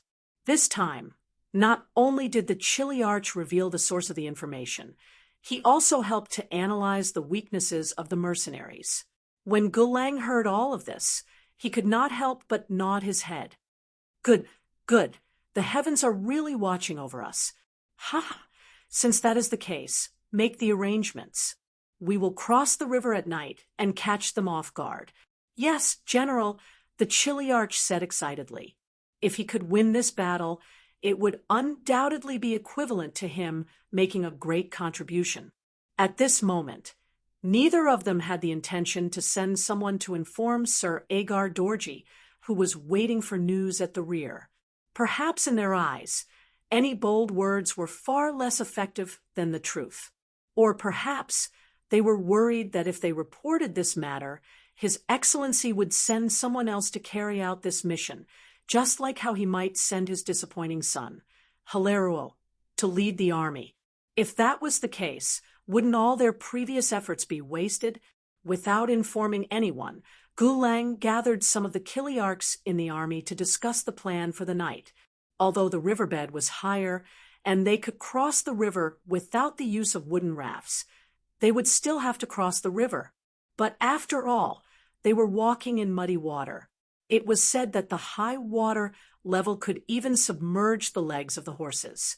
Under such conditions, it was best to carry as little as possible so that the horses could move faster and achieve an unexpected effect. Pass down the order, except for the necessary sabers. Throw everything else on this side of the river. When we attack the beginning city, we will have all kinds of good things. Why would we care about throwing away these things? Gulang made a decision in a very generous manner. Facing this decision, no one refuted it. Perhaps the moment everyone knew that they could cross the river on horseback, they had already determined that this victory would belong to them. However, if they had heard the historical story of the drowning of the 7 armies, they would not be so optimistic. In the independent regiment's barracks, 3 miles away from the shore of the West River, Regiment Commander Tigermane was imitating the young master and staring at a simple sand table in front of him. In front of him stood a battalion commander who was reporting the enemy's movements. Commander, as expected, the other party didn't go looking for a wooden raft. Instead, they set up camp and started cooking. It seems that they have fallen into our trap. When the battalion commander said this, he was a little agitated and his eyes were a little bright. Humph! Of course, they will fall into a trap. This is the plan that the young master came up with. Tigermane said confidently. Then, he seemed to be worried and asked, have the upper echelons of the West River made any arrangements? As soon as the signal flare rises into the sky, they must open the floodgates and release the water. Regiment Commander, please rest assured. Deputy Regiment Commander Xian Honghai is carrying out the mission over there. There will be no problem. That's good. Tell the soldiers to get some rest and prepare to catch the fish at night. Once again, Hu Mang's eyes revealed a strong sense of confidence. In his eyes, the 5,000 cavalrymen were already fish in the net and food on the plate. Both sides had their own arrangements and were waiting for the sky to turn dark. At the end of July, the days were long and the nights were short. The sky also turned dark late. It was not until 9 o'clock at night that the sky turned completely dark. Finally, Gulang's side began to move. Under the cover of the night, Gulang's cavalrymen began to divide into 2 groups and entered the West River. Following the route that they had chosen beforehand, the cavalrymen entered the water one by one like dumplings. The sound of splashing could be heard endlessly. Be careful. Don't alert the enemy. Also, don't light any torches. Don't let others discover our movements. Some of the centurions reprimanded the cavalrymen in a low voice. Then, they entered the river with a cautious look. Their movements were indeed very careful. Little did they know that there was a type of telescope called the night vision device that had already seen their every move. These pitiful cavalrymen still thought that what they were doing was undetectable. As a matter of fact, every step was seen clearly by the other party. Regiment Commander, the enemy has begun to move. A soldier whispered to Tigermane beside a mound of dirt. As the regiment commander of an independent regiment, how could Tigermane be at ease if he did not see such a big event with his own eyes? Therefore, he personally came this time and saw the enemy cavalrymen enter the river with his own eyes. At this moment, all the worries in his heart turned into shadows. No rush. Let's wait until their main force enters the middle of the river before opening the floodgates. Hee hee, it will be very exciting when that time comes. Tiger, Maine's voice was filled with relaxation and satisfaction. The West River was about 300 feet wide. Due to the climate and the environment, the water supply was only sufficient during the summer rainy season. However, the distance of nearly 100 meters in the water was enough for them to walk for a while. In order to achieve the goal of catching the enemy off guard, Gulang did not make any moves. Glenn didn't have any intention of probing and decided to send his entire army in. After calculating the exact location of the two higher riverbeds, he sent all of his cavalrymen forward.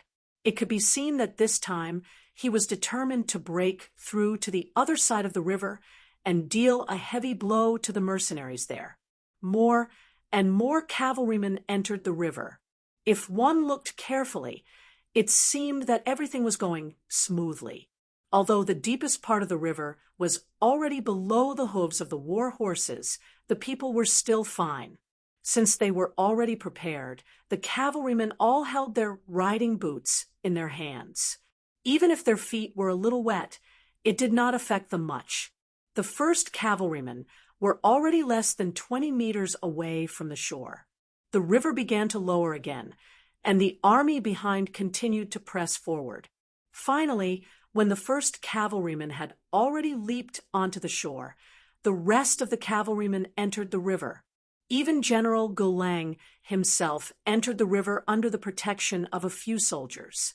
Fire the signal flare. Seeing that all the enemies had entered the trap, Tiger Main, who was hiding on the other side of the river, finally gave the order to attack. A soldier of the independent regiment beside him immediately took out the signal flare that he had prepared beforehand and fired it into the dark sky. Bang! A loud gunshot broke the silence of the night. It also broke the shackles of darkness in the dark night. What replaced it was a bright light that flashed in midair, as sudden and bright as the appearance of a meteor. Chapter 706. What's going on? Out of instinct, all the cavalrymen in the river and on the shore couldn't help but look up. They couldn't understand why such a bright white light would suddenly appear in the darkness. What was going on? Could it be that the gods had manifested? The white light slowly flew up to the sky, but when it reached a certain height, it finally started to fall slowly. It was really like a meteor falling in midair. Then, the land returned to darkness. Although the white light wasn't there, for some reason, everyone had a bad feeling in their hearts. Naturally, they didn't know that this was a signal flare. This meant that the mercenaries were about to launch an all-out attack. However, their intuition told them that this sudden appearance wasn't a good sign. Once the bad feeling appeared, it was quickly confirmed. First, there was a slightly anxious but indescribable sound that resounded in their ears. The sound was very soft at the beginning, but it became very clear later on. It became louder and louder until it couldn't be stopped. Not good. There were some people in the crowd who knew how to swim and had lived by the river since they were young. Their expressions changed drastically as they suddenly shouted, "It's the sound of the river rushing. We've fallen into a trap. The upstream river must have been blocked before, and now the sluice gate is suddenly opened. Quick, let's rush to the other side of the river. Quick! Quick, rush over and we'll live. Otherwise, we'll definitely die if we stay in the water. Quickly rush to the other side of the river. Quick!" Obviously, more than one person understood this principle. The sound of the flowing water became louder and louder, and finally, all kinds of shouts were heard. However, because there were too many people shouting, they couldn't hear clearly. Those who understood naturally urged their horses forward with all their might. Those who couldn't hear clearly were still stunned. They looked around blankly, as if they were still waiting for an explanation. Hua, hua, hua. The sound of the flowing water was finally getting closer. The most direct reaction was that the water that could only submerge the hooves of the war horses suddenly reached the waist of the war horses. Then it submerged the entire war horses. Even the cavalrymen on the war horses tilted and fell into the river with a splash. Such a scene happened more and more. Many soldiers who couldn't react in time fell into the river in fear. In such a turbulent river in the middle of the night, even some of the soldiers who were good at swimming would not be spared. Not to mention that many of the cavalrymen's feet were still attached to the stirrups of their horses, greatly hindering their movements. The moment the war horses were washed away by the river, it was already an indication of how many cavalrymen had fallen into the death trap. Under the pressure of death, more and more cavalrymen unleashed their potential and rushed to the other side of the river. It was less than 100 meters away, but at this moment, it was as if a chasm had appeared in front of them, making them feel as if they were so close yet so far away. Even the cavalrymen who were lucky enough to reach the shore weren't safe. On the contrary, after they had exhausted all their strength to reach the other side, what awaited them was a series of arrows that rained down on them. Under such an indiscriminate barrage of arrows, it was difficult for anyone to truly survive. A few lucky people rode on their war horses and broke through the rain, just as they were about to reach the soldiers of the independent regiment who had been waiting for them. Hundreds of loaded muskets were waiting for them. They were waiting for the scene of their bodies turning into a hornet's nest. Glenn's luck wasn't bad. He had just entered the river when he realized that the situation wasn't right. Under the protection of a few bodyguards, he retreated. He was one of the lucky ones among the 5,000. When the river suddenly rose under artificial control, his face turned pale, and he kept repeating, "It's over, it's over, it's all over." Out of the 5,000 cavalrymen, only he and his 8 bodyguards managed to escape. The other brothers either died in the water or under the strong bows and muskets of the mercenaries. From the beginning to the end, they didn't even see the enemy's figure clearly. From the beginning to the end, they didn't even have the chance to brandish their sabers and fight with the enemy. 5,000 cavalrymen were finished just like that. "General, let's retreat quickly. It won't be long before the enemy arrives on the wooden raft. It'll be difficult to retreat then," the 8 bodyguards said with ugly expressions. The scene before them also made them feel a lingering fear. However, they couldn't think too much about it. Leaving this place as soon as possible was the most important thing. "All right, retreat, retreat."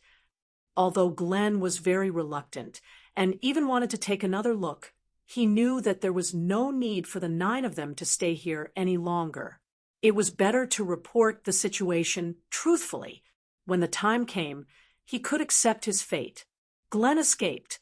Not long after he left with his 8 bodyguards, the deputy commander of the independent regiment, Xin Hong Hai, arrived with a battalion of 400 cavalrymen. They first opened the sluice and released the water. Then, they rushed upstream to the shallowest side of the river. They didn't find a single enemy cavalryman. Instead, they saw all sorts of supplies thrown on the ground. Among them were many sabers, scabbards, quivers, and other combat equipment. These were the supplies that Glenn and the others had temporarily thrown down to reduce their weight. "Haha, we didn't come here for nothing. Pick up all these things and bring them back." Xin Hong Hai laughed loudly. The battle was nearing its end. After the investigation, other than Glenn, who took 8 bodyguards with him, when he escaped, the other 4,991 cavalrymen were mostly dead. Among them, about 600 people rushed to the other side of the river, but all of them died under the arrows and bullets. As for the other 4,000 people, at least half of them became water ghosts in the West River.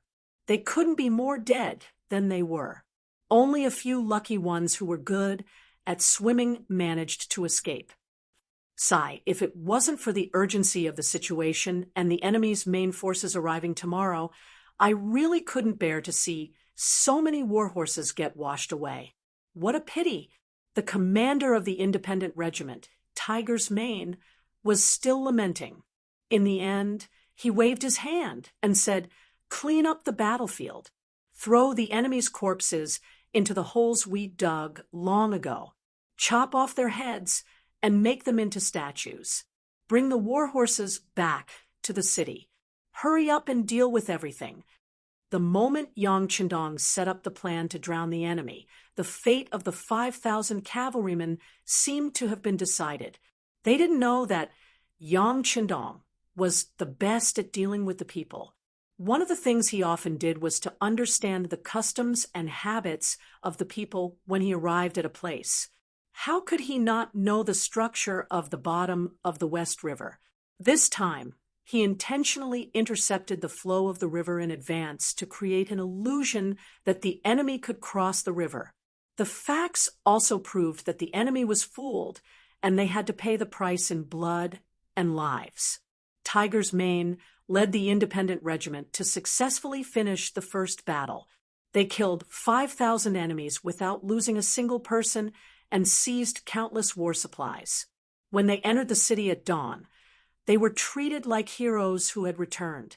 The people in the beginning city spontaneously came to both sides of the streets to celebrate and cheer. They already knew that Agadorji was going to bring 50,000 cavalrymen to attack the beginning city. The grassland people who knew this person were naturally afraid. They didn't think that this person's arrival would bring them any good luck.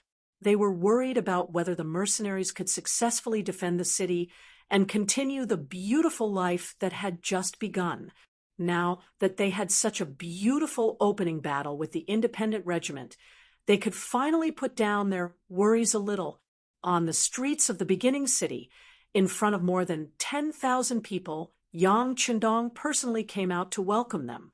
He also ordered people to bring 5 carriages of gold and silver treasures. These were all rewards for the soldiers of the independent regiment who had performed meritorious deeds. Yang Chendong also announced on the streets that no matter who it was, no matter what race they were, as long as they sincerely joined the mercenaries and performed well on the battlefield, they would be rewarded. They would have the possibility of being promoted and becoming a general to bring honor to their ancestors. Facts spoke louder than words. When the 5 carriages of shining gold and silver were placed on the streets and given to the officers of the independent regiment in front of everyone, the surrounding 10,000 people were deeply stimulated. Among them, there were some warriors who had participated in tribal wars or fought against the grassland bandits for their own safety. However, because there was no one to report to, because there were too many concerns, because they didn't receive rewards for their meritorious deeds, and so on, they chose to leave their original army and become ordinary people again. However, they were still grassland warriors in their bones. They didn't join the army and didn't join any side. It wasn't that they didn't dare to do it or didn't want to do it. It was because they didn't want to. It was because they didn't think that the people they should work for had appeared, or they felt that their efforts couldn't be proportional to what they received. But now, Yang Chendong gave them a vivid lesson, letting them know that there was such an army in the world. As long as they performed meritorious deeds, they would receive sufficient rewards. Now, they only had to consider whether their own abilities were enough. Do you still want people? Finally, some people in the crowd who were unwilling and moved asked a question that many people wanted to ask. That depends on the situation. Just go to the recruitment office in the city and ask. Beta Persei's loud voice came in handy. He, who had long received Yang Chendong's instructions, took the initiative to speak loudly at this moment. His voice quickly spread among the people. It didn't take long for everyone to know about this matter. Some people were also eager to give it a try. They wanted to wait for the war to end. If the mercenaries could really prove that they could defeat an enemy several times their number, Then they would consider joining this army and fight for a future for their future and their descendants. Chapter 707. Yang Qindong saw all of this. This was also the reason why he threw out gold and silver on the street. Although raising an army required food and gold and silver, the more troops there were, the heavier the burden. In the current situation, he didn't have any plans to recruit soldiers, but it didn't stop him from preparing early. This way, if he needed soldiers, there would be an endless supply of backup troops for him to choose from. Originally, although the independent regiment's mission was completed beautifully, they opened the floodgates and unleashed continuous attacks with bows and arrows. In fact, this battle wasn't dangerous at all, but he still wanted to praise them with great fanfare. It was for the sake of buying horse bones with 1,000 gold. Now, it seemed that it was effective. On the way back to the largest city lord mansion in the beginning city, he chuckled and said to Zhu Feng, Lu Zhua, Yila, and the other commanders, "Did you see that? Many of the people below have the intention to join the army, so you can fight the next few battles without worry. Once there are any losses, I will give you the number of new soldiers, no matter how many warriors you lose. I will ensure the integrity of your organization. Just give it your all." "Yes, sixth young master." Zhu Feng and the others all cupped their fists and said respectfully. The last worry was gone. Even if the army was crippled, it could be quickly replenished. What was there to be afraid of? Next, they just had to give it their all. Compared to the excitement of the mercenaries, the Tatars were furious. Their angry shouts could be heard clearly from tens of feet away from the tent. "You lost just like that. How can you still have the face to come back? Why didn't you die in the West River? Do you know that you brought 5,000 cavalrymen? 5,000 cavalrymen. You all died in less than an hour. How can you still have the face to come back? How can you still have the face to come back?" Men drag Gulang out and behead him to show our military might. "Father, don't be angry, don't be angry." Another slightly younger voice sounded. "Yes, please calm down. Horses can stumble. Victory and defeat are common on the battlefield. Besides, it's inauspicious to kill a general in the middle of a battle. Please give General Gulang a chance to redeem himself." Another calm voice sounded. Needless to say, the one who was angry was Agar Dorji. The next to speak were his son, Haleruo, and another tiger general, Suhi. After being persuaded by his son and his subordinates, Agar Dorji knew that he couldn't kill them. Otherwise, it would only disappoint everyone. Most importantly, the enemy was right in front of them, and they needed people. Not only was it inauspicious to kill a general before the battle, he couldn't find a general more capable than Gulang. He thought to himself, although Glenn is responsible for his negligence in this battle, isn't it because the enemy was too arrogant and took the initiative to set a trap?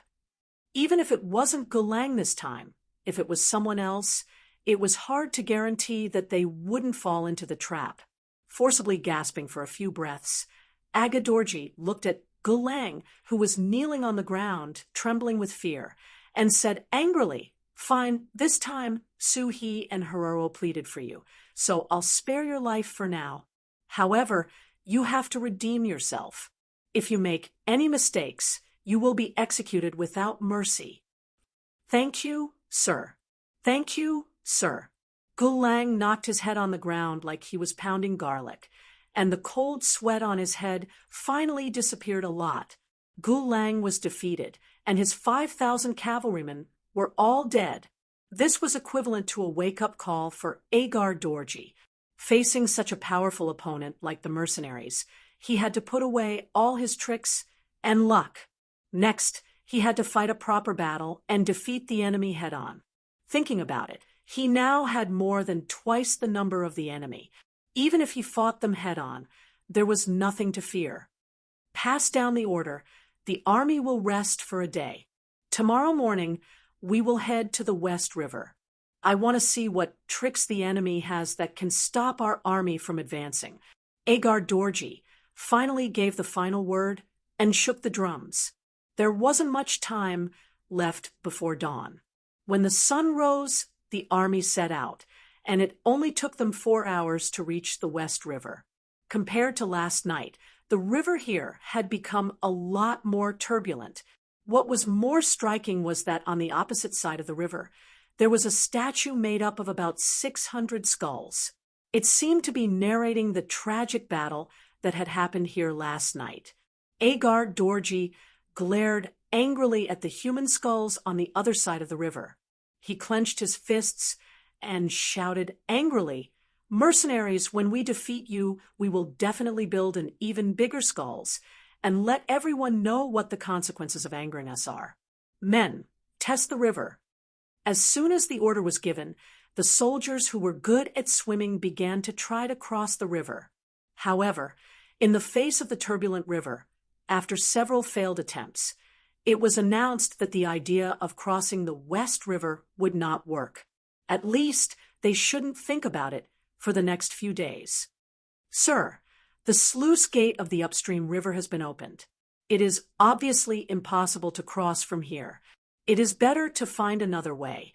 Seeing that the army stopped here and faced the statue that was still emitting the smell of blood, the longer they stayed, the lower the morale of the army would be. Suhi had no choice but to stand up. "General Su, do you have any good ideas?" Agar Dorji asked calmly. "Sir, if we want to get close to the origin city now, there are only 3 ways. First, we can go around the north side and enter from the north slope. Second, we can build a raft and cross the West River by force. Third, we can go around the south side and rush to the south gate of the origin city from the southern forest." Su He, who said the 3 methods in one breath, caused Agar Dorji to nod. This was what a brave general should do. He would not be like his son, Hararuo, and General Gulang, who could only look at the river and sigh. Seeing that Agar Dorji nodded in approval of his suggestion, Suhi continued, "It is not advisable to cross the river with a raft. Who knows what kind of reaction the mercenaries will have if we build a raft here? If they attack us with arrows halfway, we will inevitably suffer heavy losses. As for the north slope, the terrain there is easy to defend and difficult to attack. It is also not suitable for cavalry to attack. Only the southern forest in the south is suitable for an ambush. However, as long as we are prepared and the area is in a vast location, we can still fight. Of course, how to decide? Sir, please make the decision." After analyzing everything, Suhi was able to hold his own. In the end, he still gave the choice to Agar Dorji. Such a capable and sensible subordinate would naturally win the favor of his superiors. At this moment, Agar Dorji's expression became much better after hearing these words. "General Su is right. Then, according to you, we should go through the southern forest? If this subordinate can think of this, then the mercenaries must have thought of this as well. Therefore, we still need to listen to Sir's final decision." Suhi held his fist and said, His words reminded Agar Dorji of something. Yes, all of this analysis seemed to be correct, but how could the mercenaries not know? It was not hard to imagine that the mercenaries would definitely ambush a large number of cavalry in the southern forest to attack him. If that was the case, how should he deal with it? All of a sudden, everyone stopped moving, and the surroundings fell into a state of silence. Gulang, who was in the middle of this, blinked his eyes continuously. Then, as if he had thought of something, he whispered, "Sir, this subordinate has something to say, but I don't know if it is appropriate." "Speak." When Agar Dorji was at his wit's end, the general below had a suggestion.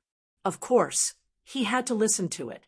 It was time for Gulang to perform meritorious deeds. If there was a chance to perform meritorious deeds again, of course, he would not hide anything. After getting permission, he said, "Sir, this subordinate thinks like this. After all, the number of mercenaries in the first city is limited. Although they have the geographical advantage, if we can divide our troops and attack from several directions, I think it will inevitably lead them to divide their troops as well. In this way, the strength of their attack on us will be much weaker. Moreover, once we divide our forces, not only will their threat to us be reduced to the minimum, even if something happens and we lose one of our routes, at least the other two routes will be safe, and we will still have the possibility of taking down the first city." "Oh, this makes sense." As if suddenly enlightened, Agar Dorji felt his eyes lit up at this moment. Yes, his advantage was that he had more troops, which was the weakness of the other party. If he was willing to divide his troops, it would be equivalent to forcing the other party to divide their troops. In this way, wouldn't the advantage be in his hands? Thinking of this, Agar Dorji seemed to see hope.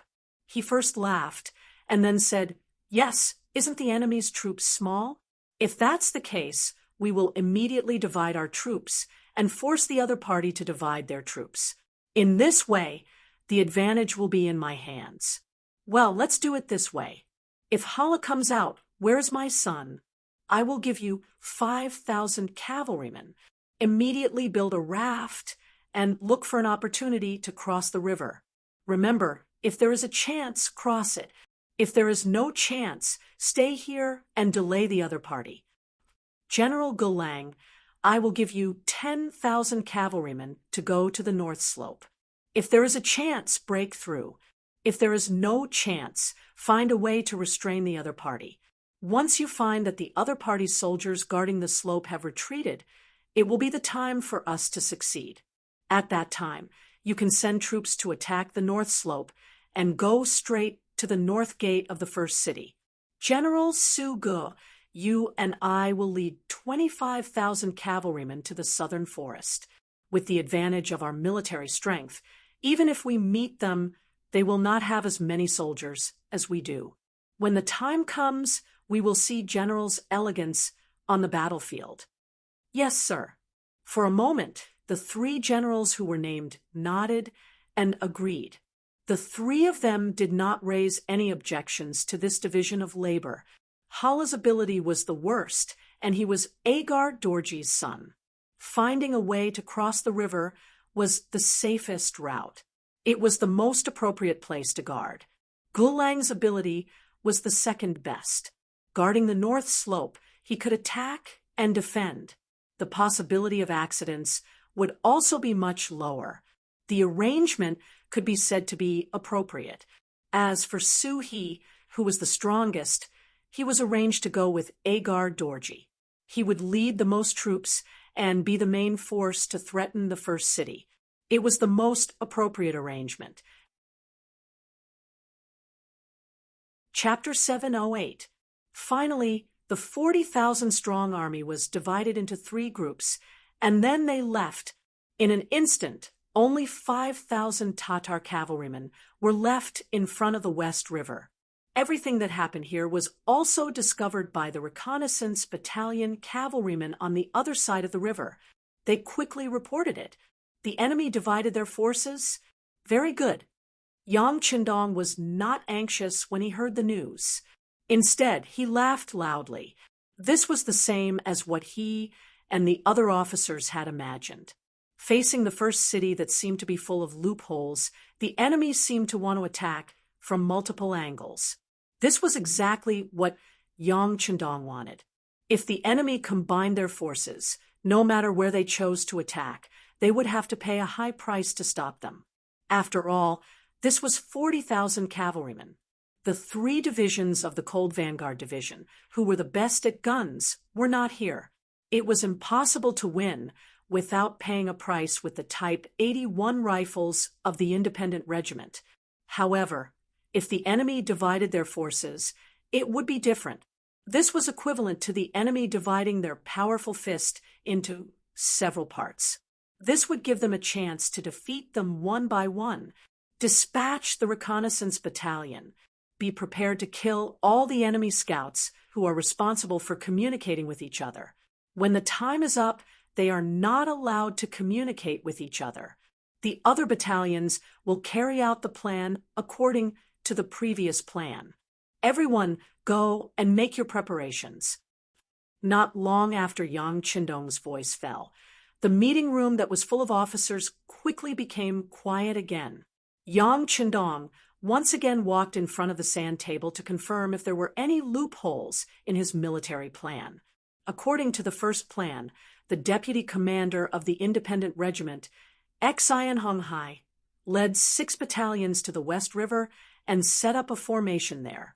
Whenever the enemy tried to cross the river, they would attack across the river and kill the Tatar cavalrymen halfway across the river.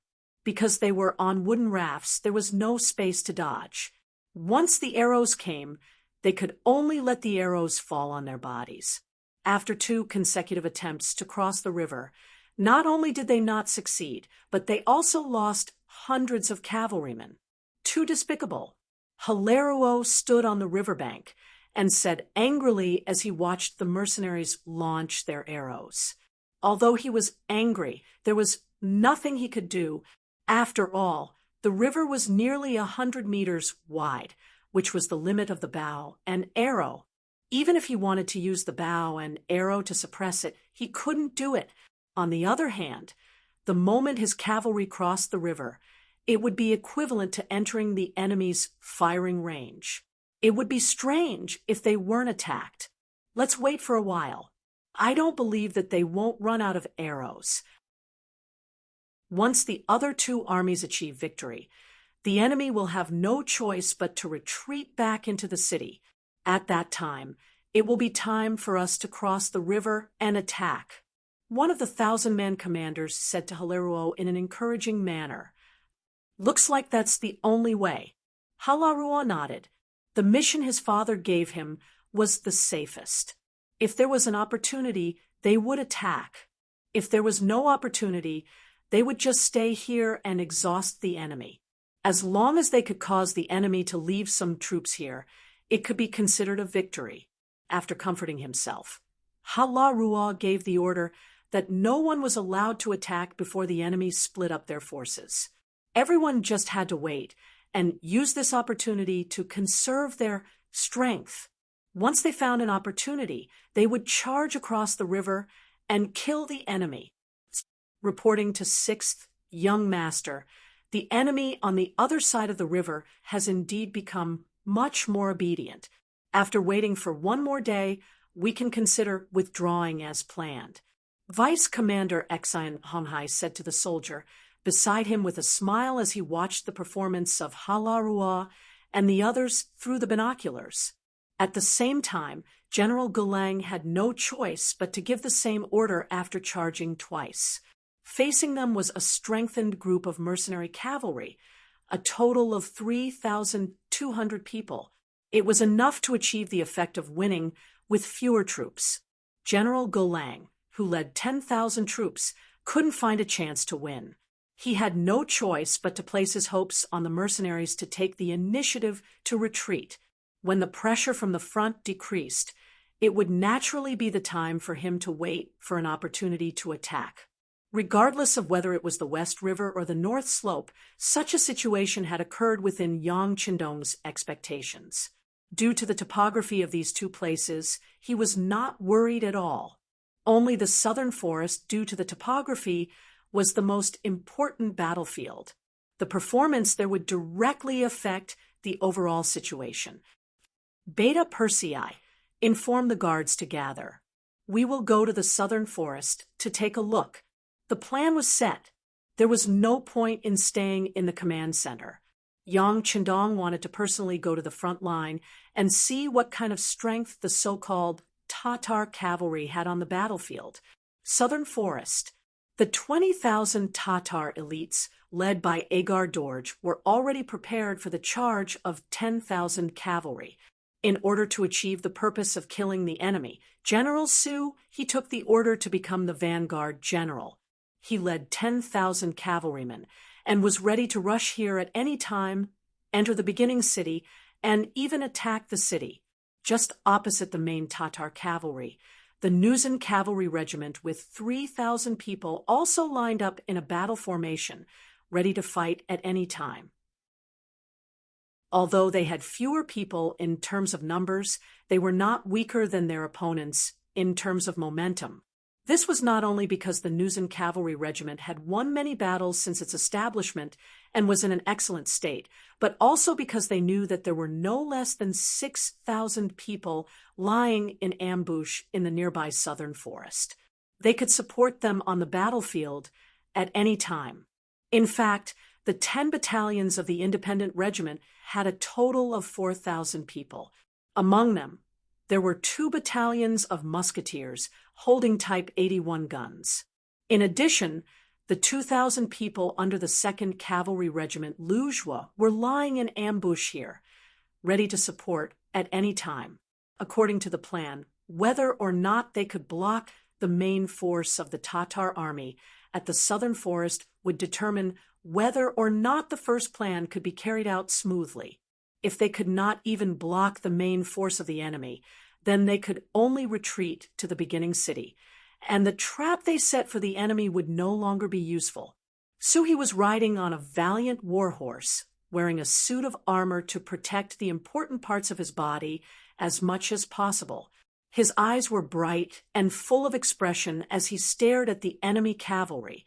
He revealed a fierce gaze, and from time to time he would glance at the southern forest, which seemed to have millions of soldiers lying in ambush, proving that he was very worried in his heart. It was completely different from the calmness and confidence he showed. The southern forest was suitable for hiding a large number of ambushing troops, which anyone could see. But the problem was how many enemy troops were lying in ambush here. According to the information sent by the Fast Horse Scout just now, more than 2,000 mercenaries were found in front of the West River, and at least 3,000 enemy cavalry were found on the north slope. So, there should be less than 10,000 mercenaries left, but there were only 3,000 enemy cavalry in front of him. Where did the remaining 6,000 or 7,000 mercenaries go? Would they be lying in ambush in the southern forest, waiting for him to lead the main force to charge up and then suddenly attack from the side?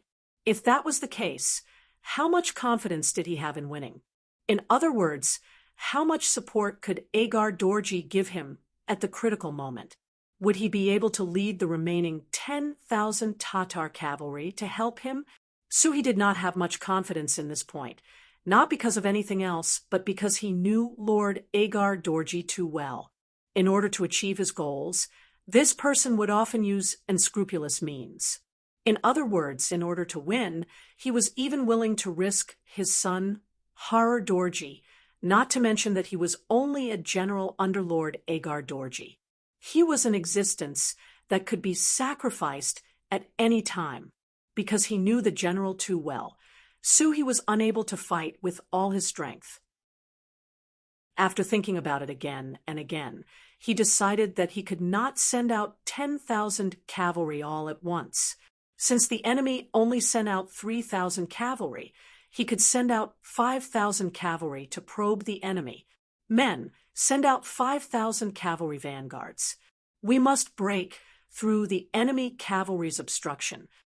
After making up his mind, Suhi gave the order as the vanguard commander. The bugle horn sounded, and 10,000 horses galloped forward, kicking up clouds of dust as they galloped forward. 5,000 elite Tatar cavalry sounded the horn to charge. They shouted loudly in their own language and charged forward. Looking from afar, it was as if the autumn wind was sweeping away the fallen leaves, sweeping over everything. The enemy has started to charge. Tell the brothers not to be nervous. Let the muskets exhaust them first. The commander of the Nuzan cavalry, Yella, held the reins of his war horse and said while suppressing the excited neighs of his war horse. As a result, the 3,000 Nuzan cavalry did not move. They only stared at the incoming enemy, occasionally glancing at Yella. Once the commander gave the order to charge, they would rush out as fast as possible to accomplish their mission. What's going on? Why didn't he send out all 10,000 cavalry? Why did he only send out half of them? What is Suhi doing?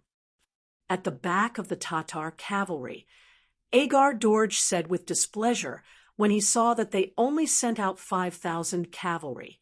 After saying this, Agar Dorj thought of something. He knew that Suhi did not trust him. It was as if he was afraid that Agar Dorj would not save him if he was surrounded. This made Agar Dorj a little unhappy. He actually dared to disobey his orders. It seemed that after this battle, he would have to teach the other party a lesson. Back on the battlefield, the 5,000 Tatar cavalry began their charge. The enemy was only 3 li away from each other. With the neighing of the war horses, this short distance would take less than a quarter of an hour to reach the enemy. Seeing that the mercenaries didn't move an inch even after she sent out the cavalry, Suhi had a bad feeling about this.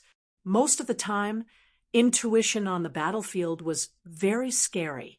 As soon as Suhi's uneasy feeling came out, it came true. She saw that the originally quiet Namlin forest suddenly burst with the sound of fire guns, like firecrackers, continuous and endless. Chapter 709. Looking at the charging 5,000 Tatar cavalry, the charging formation was in chaos. Then, one after another, the cavalry fell off their horses.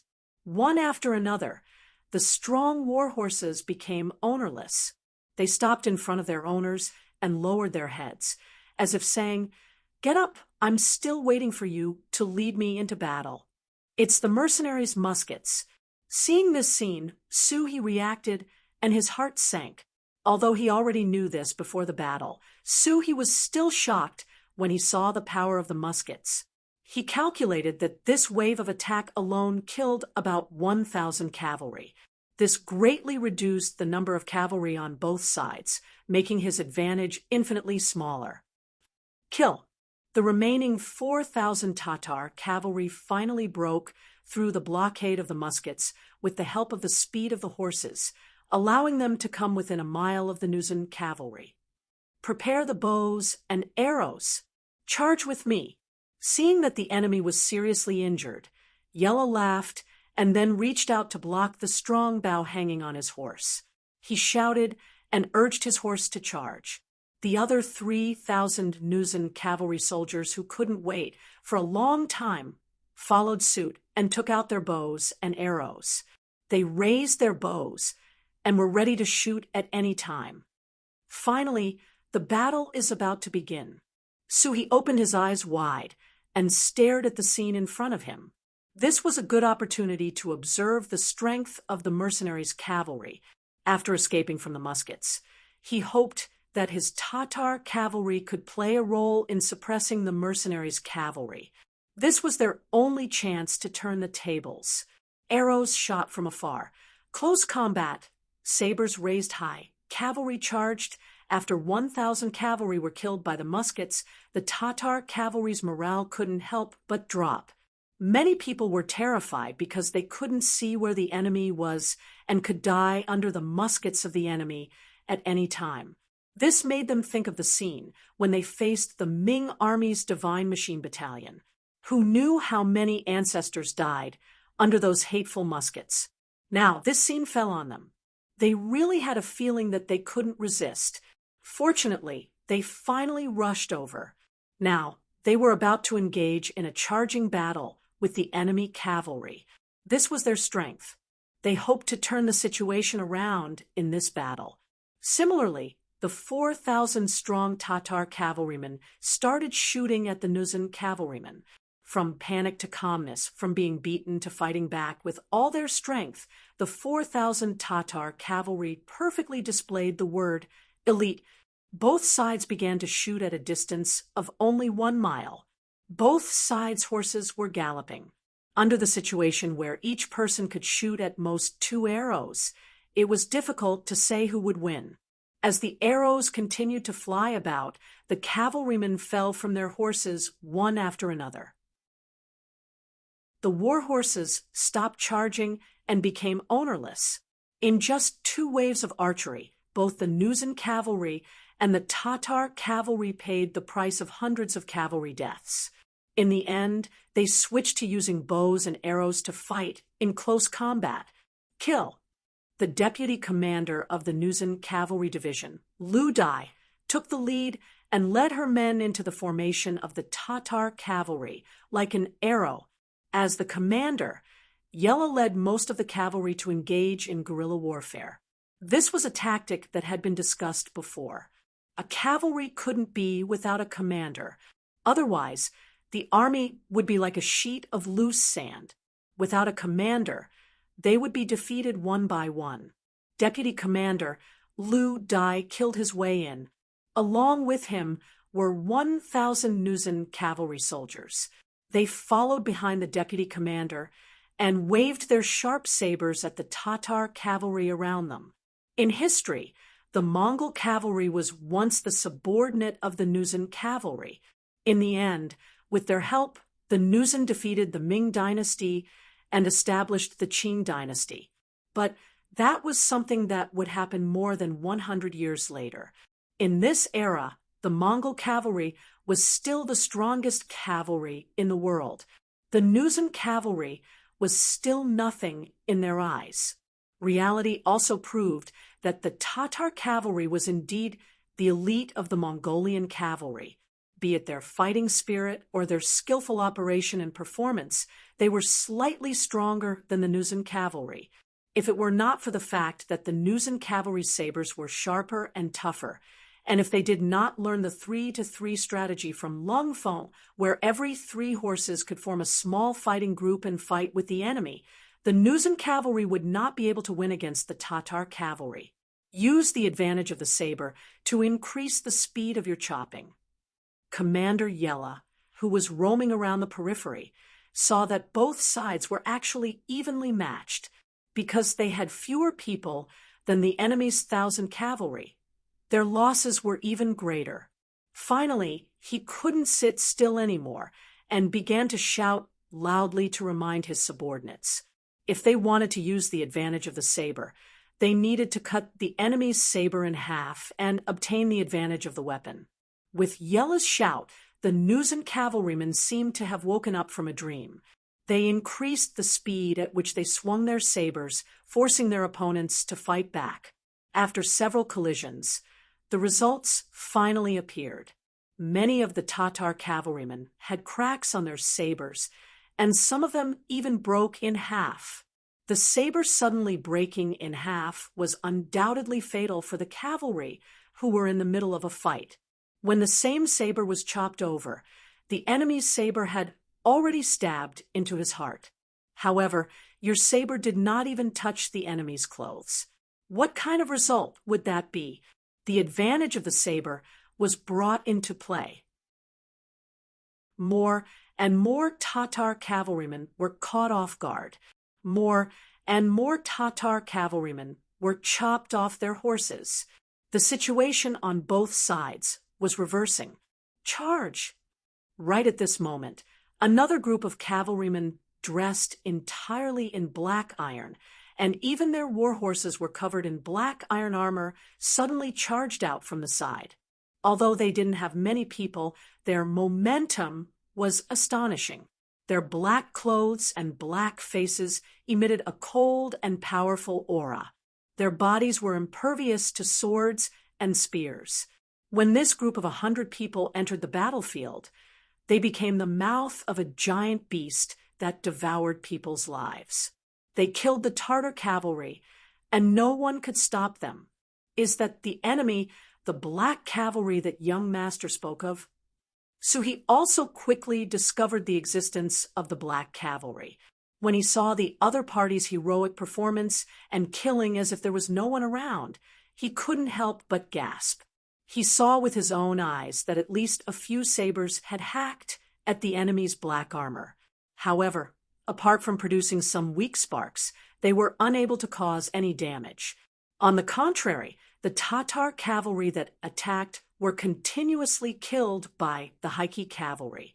In just a short while, the Heike cavalry had killed over 100 elite Tatar cavalry.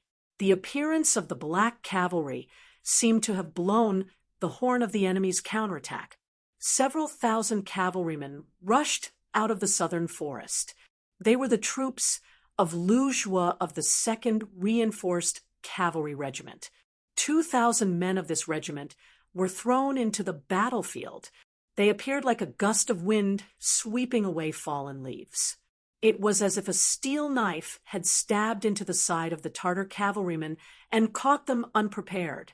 "Charge, charge with me!" Seeing the mercenaries that were lying in ambush in the southern forest charging out, Suhi knew that there was no need to wait any longer. With a loud shout, he urged his horse to charge out. Suhi's horsemanship was indeed very good. His entire body was bent over the side of the horse's back. This way, not only could he reduce the resistance of the horse's advance, but more importantly, he could avoid the bullets to the greatest extent. In the southern forest, Tiger's Mane and 10 battalions of independent soldiers were already prepared to open fire. But facing the superb horsemanship of the Tatar cavalry, they had a feeling that they did not know where to start.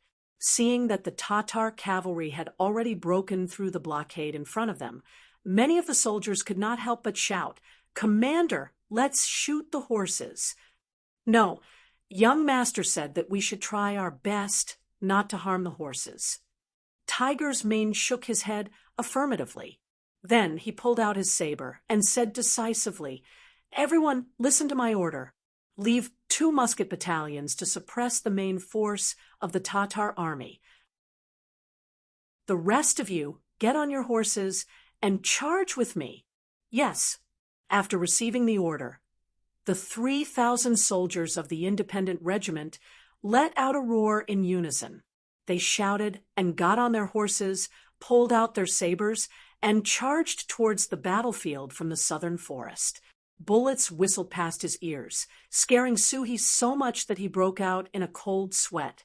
But when he turned around and saw that the majority of the cavalry was not affected by the muskets, he could not help but let out a long sigh of relief. It seemed that the enemy's muskets were not omnipotent. As long as they dodged well, they could still be safe. This result also increased Suhi's confidence in winning. Leading the 5,000 elite Tatar cavalry, their momentum became stronger and their charging speed also became faster. On the main battlefield, because Yang Qindong led 100 shadow cavalry to join in at the right time, the Tatar cavalry had been separated and they began to encircle and annihilate them. Suhi had no choice but to join in the battle. However, even with the addition of 2,000 cavalrymen from the 2nd Regiment and 3,000 cavalrymen from the Independent Regiment, they were still unable to turn the situation around. On the contrary, the addition of 5,000 cavalrymen was like adding fuel to the fire. They were still tightly suppressed. Suhi watched as the main force of the mercenaries pressed forward with his appearance. His heart was faintly excited. He said to a bannerman beside him, "Quick, inform His Excellency. Ask him to immediately dispatch his troops and attack the main force of the mercenaries together with our army." After the bannerman complied, he used a special method to inform the 10,000 Tatar soldiers of Suhi's order. However, the scene that Suhi was looking forward to did not happen. On the contrary, the scene that he was worried about happened. Agador began to hesitate at this moment. He wanted to protect himself and did not rush forward with his main force. Chapter 710. My lord, General He has made another request. A chilly arch appeared beside Agar Dorji and reported anxiously, "I know, but have you noticed that there are still figures moving in the southern forest? If I'm not wrong, those are the flintlock soldiers left behind by the mercenaries. They are waiting for us to appear." Agadorji said calmly. At the same time, He pointed to the depths of the southern forest, as if he had already seen through everything. Without knowing the details of the mercenaries, Agar Dorji would never put himself in danger. This was his cautiousness, but it was also a sign of cowardice and lack of confidence. Of course, even if he did not take the risk, it did not mean that he would not force others to take the risk. After he shifted his gaze away from the southern forest, he said to the Chiliarch beside him, "Inform Gulang and Haruo that we are currently fighting with the mercenary army's main force here in the southern forest and have achieved certain results. It won't be long before there will be signs of a lack of troops. Ask them to seize the opportunity to counterattack. Whoever can reach the beginning city first will be rewarded with 10,000 taels of silver." Yes, Agar Dorji didn't want to take the risk himself, but he placed his hopes on his subordinates. Just as General Suhi thought, even his son was included in the plan. The messenger left after receiving the order, and just after the messenger passed the order, they didn't know that the mercenaries had begun to take action. They cut off the communication between the three parties at the right time, making it impossible for follow-up information to flow smoothly. This made this order the last one issued by Agar Dorji. The battle was still going on ahead. Suhi led the last 5,000 cavalrymen into the battlefield, but he still couldn't gain an overwhelming advantage. Instead, as the battle dragged on, the sharp and tough sabers in the hands of the mercenaries played an absolute role.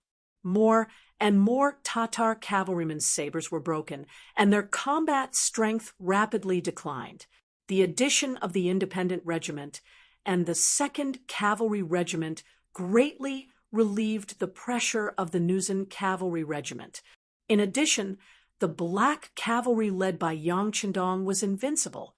The 100 of them forcibly fought with the momentum of a magnificent army. The death rate of the Tatar cavalrymen began to rise. Retreat. After chopping down one of the mercenary cavalrymen, Suhi was a little out of breath as he watched more and more of his companions fall off their horses and die, with no reinforcements appearing behind him. He knew that if this continued, all of his cavalrymen would die here. He believed that this was an opportunity. He also believed that the mercenaries did not have many soldiers left. Unfortunately, his abilities were limited, and the number of soldiers he could command was also limited. At this moment, he could no longer see any hope of victory, and could only choose to retreat. "Pass down my order. All troops retreat." With reluctance and unwillingness, Suhi finally gave the order to retreat. Although he would have to sacrifice a lot of people, he couldn't care less at this moment. Once the order was given, military orders would be obeyed. The Tatar cavalry quickly broke away from the mercenaries and started to look for an opportunity to retreat. But the two sides were still entangled before. So how could one side retreat just because they wanted to? Riding on the white dragon, Yang Chendong had already killed countless enemy cavalrymen. Seeing that the enemies around him were getting fewer and fewer, he guessed the other party's intention and shouted, "Entangle them and kill as many as you can. Order the independent regiment soldiers in the forest to shoot people if they can. If they can't shoot people, then shoot horses. We must strive to inflict the greatest damage to the enemy." Beta Persei and the guards, who were responsible for protecting Yang Chendong's safety, received the military order and immediately rode away to convey it. After receiving the military order, the entire mercenary army entangled the Tatar cavalry with the momentum of an army. With a crushing momentum, they left behind nearly 1,000 cavalrymen in a very short period of time. Suhi was the first group of people to withdraw. On the way back, he naturally encountered the long-range attack of the two independent regiment firearms battalions that had long been prepared. This time, they were not so lucky. Under the order to shoot people, but not horses, Many of the Tatar cavalrymen who were hiding on the side of their horses fell to the ground because their horses were shot. Their heads were bleeding and they suffered heavy losses. When Suhi finally escaped back to Agador Dorji with the army, he discovered that out of the original 10,000 cavalrymen, only 6,000 had really escaped, seriously counting. In addition to the 1,000 cavalrymen who were injured by the muskets at the beginning and another 1,000 cavalrymen who died during the battle, they had paid the price of nearly 2,000 cavalrymen when they finally escaped. In less than 2 hours, they had lost 40% of their forces.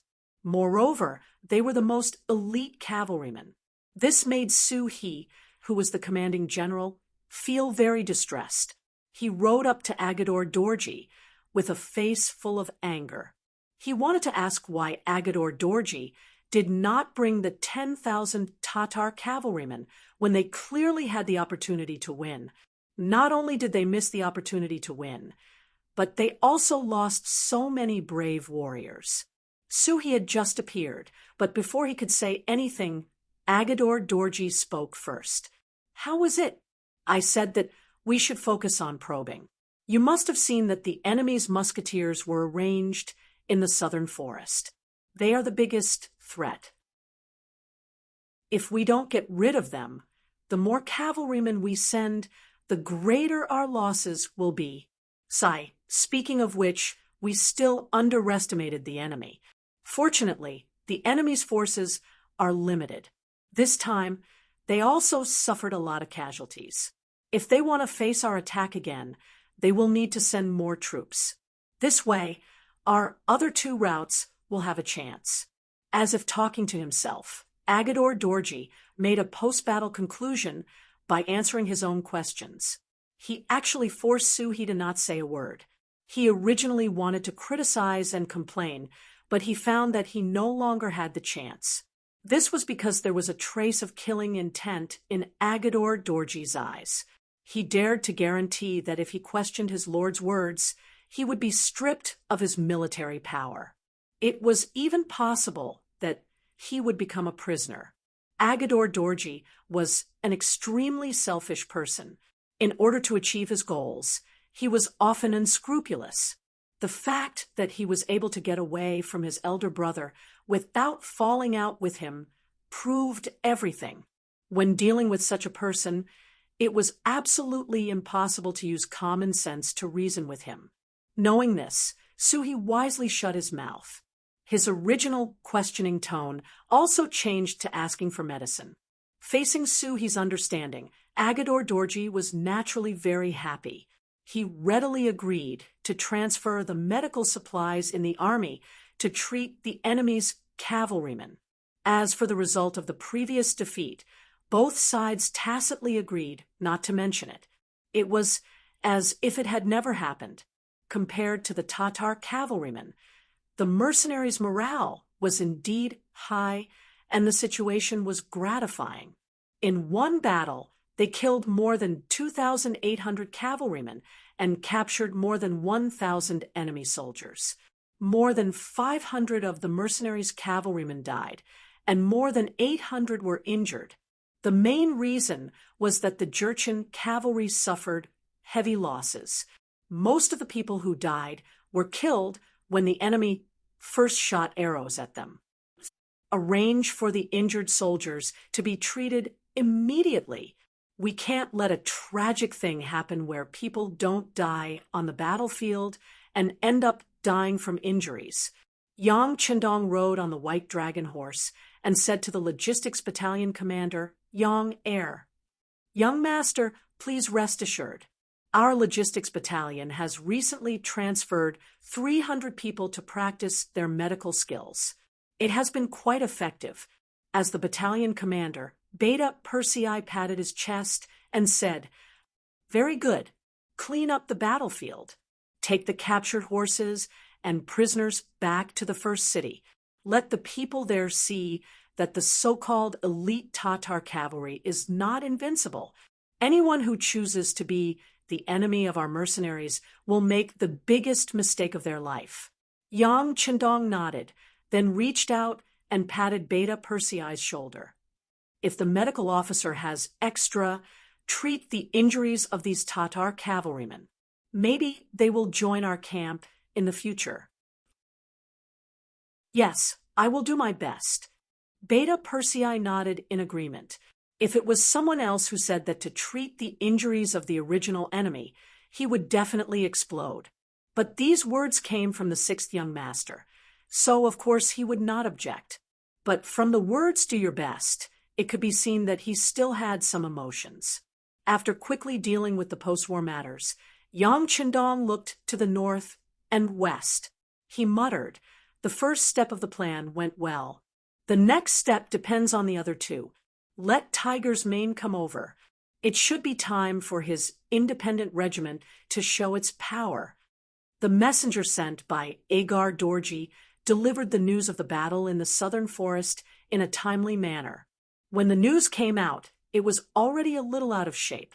It was probably because the Tatar cavalry had won a great victory in the battle in the southern forest, which put a lot of pressure on the mercenaries. Next, they would definitely transfer troops to assist the southern forest. Then, it was time for them to seize the opportunity. The first to arrive will be rewarded with 10,000 taels of silver. "Ha, good," Haraluku said, with a laugh.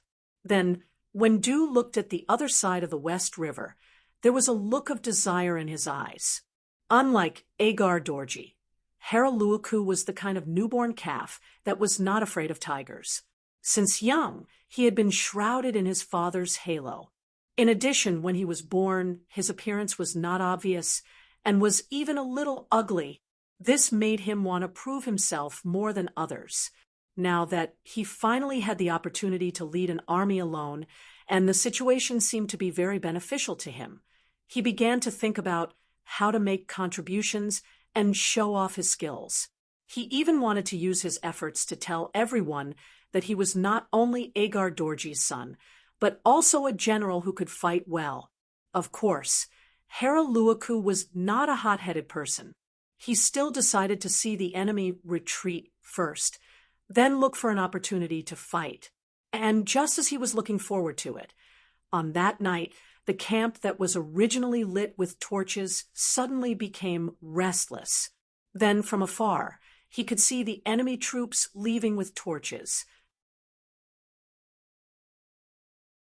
Chapter 7:11. Young Master. The enemy really did withdraw their troops. The scout who was ordered to keep an eye on the enemy's situation excitedly opened the door of the tent to report.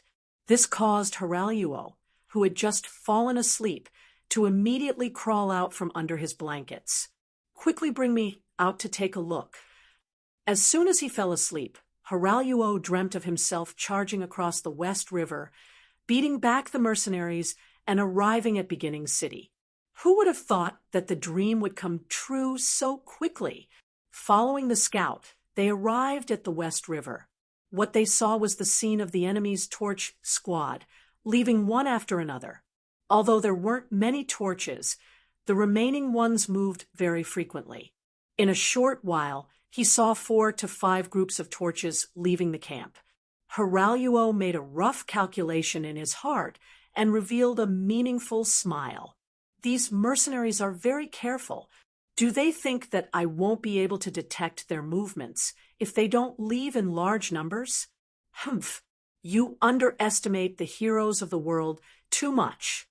Seeing that the mercenaries were using small groups to cover the retreat of the main army, Haraluo was even more certain that the enemy had sent reinforcements to the southern forest. After making up his mind, Haraluo said to the scout beside him, "Pass down my orders. The soldiers will wake up at 4 in the morning and eat at 5 in the morning. After that, the entire army will cross the river. This time, we must be the first army to reach Beginning City." Young Master is wise. The scout who had the same idea didn't forget to flatter him. This caused Haraluo to laugh even more loudly. After returning to the tent, Haraluo didn't feel sleepy anymore. He just sat there and waited for the arrival of dawn. After a long time of shouting and cheering, the sky gradually brightened. While the morning fog still lingered on the West River, making it impossible to see the situation on the other side clearly, the 5,000 elite Tatar cavalry had already finished their breakfast. They boarded the wooden rafts that had been prepared earlier and left across the river. Perhaps it was because of the mist on the river, or perhaps the enemy had really retreated. The 5,000 Tatar cavalry actually arrived on the other side of the West River without any obstruction. As soon as they arrived, Haralyuo loudly announced the order to attack. He wanted to take advantage of the fact that the enemy wasn't ready to launch a surprise attack and obtain victory. Once the order was given, the 5,000 Tatar cavalry mounted their horses and brandished their swords, charging straight toward the mercenary camp 3 miles away. His shouts could be heard from far away, drifting along with the wind. What was surprising was that there was no movement from the opposite side of the barracks despite all the shouting. This was very illogical.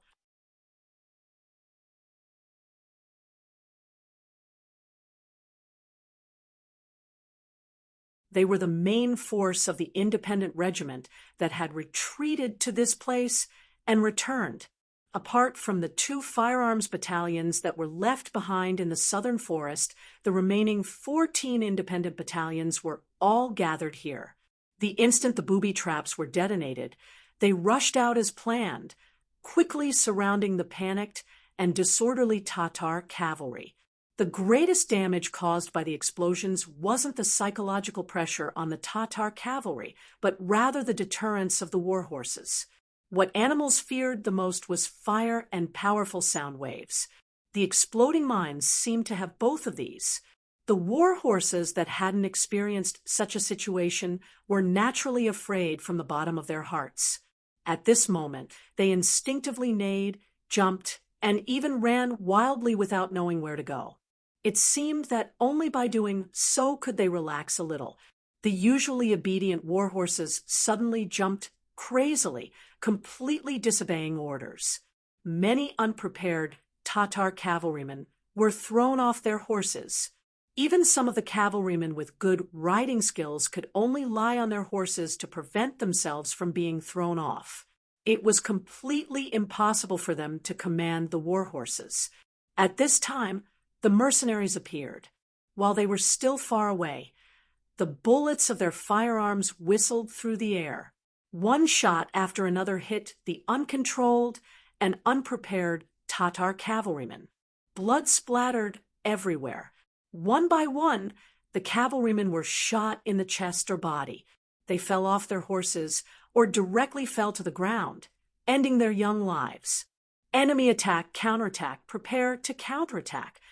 The sudden situation in front of him caused a short circuit in Hilaruo's mind. Then, as if he was suddenly awakened, he began to shout loudly. However, he only managed to shout twice before he was thrown off the back of the horse by the frenzied horse. The intense pain caused him to fall to the ground, unable to make a sound for a long time. It wasn't just 1 or 2 people who suffered the same fate as Hilaruo, but at least a few hundred cavalrymen. The rest of the Tatar cavalry were either injured from being thrown off their horses or were still fighting against their horses. Some were even killed by the mercenaries' long-range muskets. There were less than 1,000 Tatar cavalrymen who were able to maintain a certain level of fighting strength. However, these 1,000 cavalrymen were already scared out of their wits. When they saw the sudden change in the army, they pulled out their sabers. However, when they saw the number of mercenaries around them, some of the smarter ones obediently put down their sabers, dismounted, and surrendered. Even their commander didn't make a sound of resistance.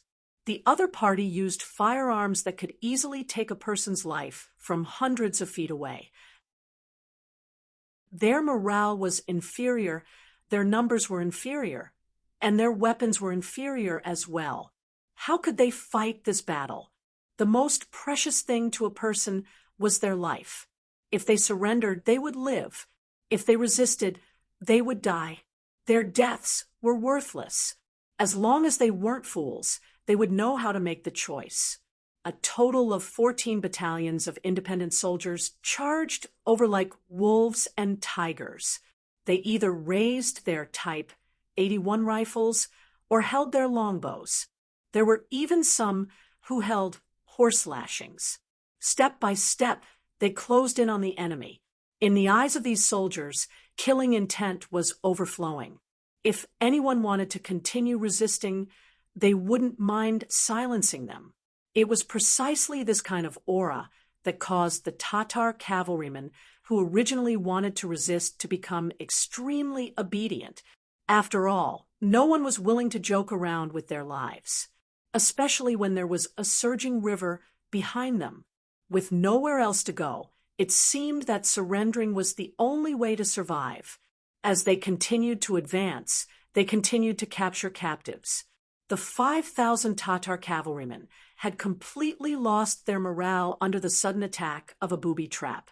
When their commander, Harachu, was knocked unconscious by his war horse, they became people without a leader.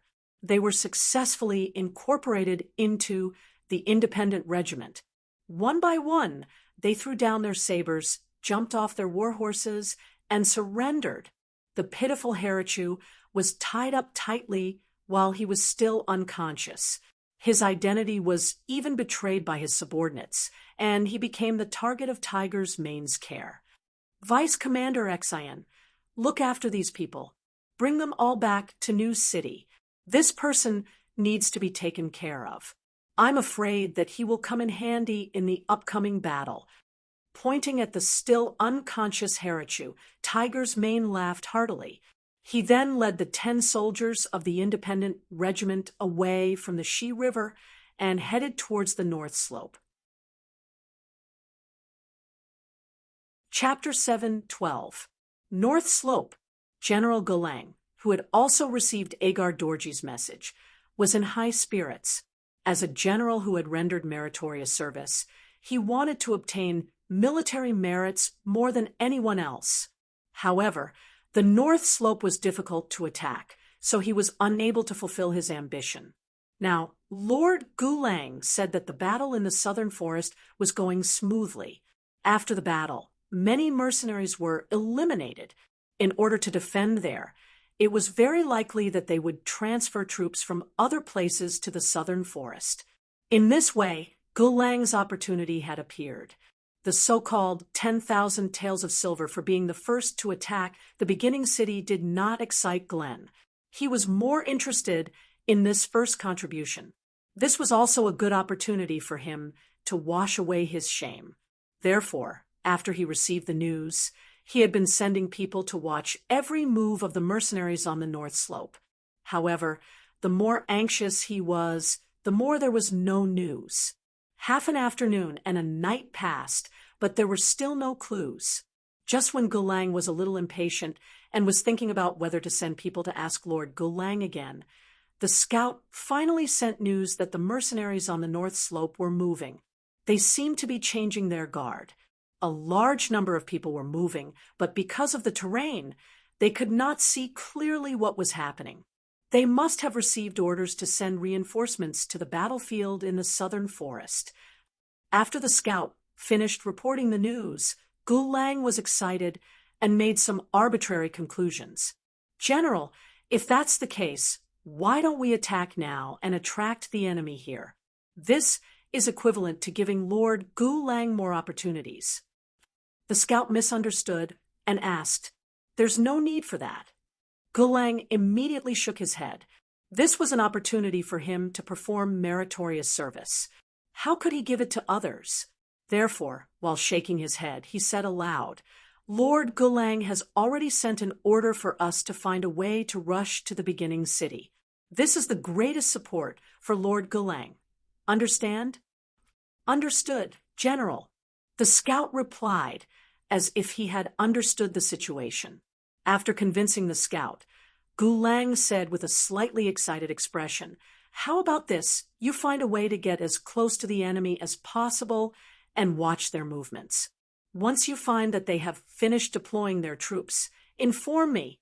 Then prepare the entire army and launch a fierce attack in 2 hours." Gulang still had some brains. He did not attack immediately because he wanted to create an opportunity for the other party to divide their forces. Only in this way could he seize the opportunity to make contributions and rush to the beginning city. His goal was to directly rush into the city. By then, the mercenaries would no longer have a base behind them. With a pincer attack, it would be the time to destroy the mercenaries. If he could really do this, Gulang would have defeated the war god of the great Ming dynasty. As a result, his name would resound throughout the entire grassland. At that time, who would dare to look down on him? At that time, he would be able to raise his voice even in front of Lord Agar Dorj. Glenn was very excited and looked forward to the future. However, he did not know that the mercenaries on the north slope were not really splitting up. They were just faking it. They had even dug a large enough pit to trap horses on the top of the slope, and had even joined forces with the Tiger's main independent regiment that had rushed over from the West River. They were just waiting for him to attack, and then they would give him a head-on blow and take him down in one fell swoop. This was originally one of Yang Chindong's plans. First, he would engage in a battle with the main force of the Tatar army on the battlefield that was most suitable for cavalry charges. In order to show the enemy that he was weak, he deliberately lowered the power of the continuous fire guns. This was to make Agar Dorj underestimate the enemy and think that he would definitely mobilize troops from the other two places in order to defend the southern forest. Once this news spread to the West River and the North Slope, they would fall into the trap and send out troops. In this way, he could gather the superior forces to launch a counterattack and achieve his goal of defeating them one by one. In this way, he could gather the main force of the Tatar army again and achieve his goal of defeating them in one battle. Gulang, who did not know about this, was eager to make contributions. When he heard that the mercenaries on the top of the slope might have split up, he looked for an opportunity to kill his way up.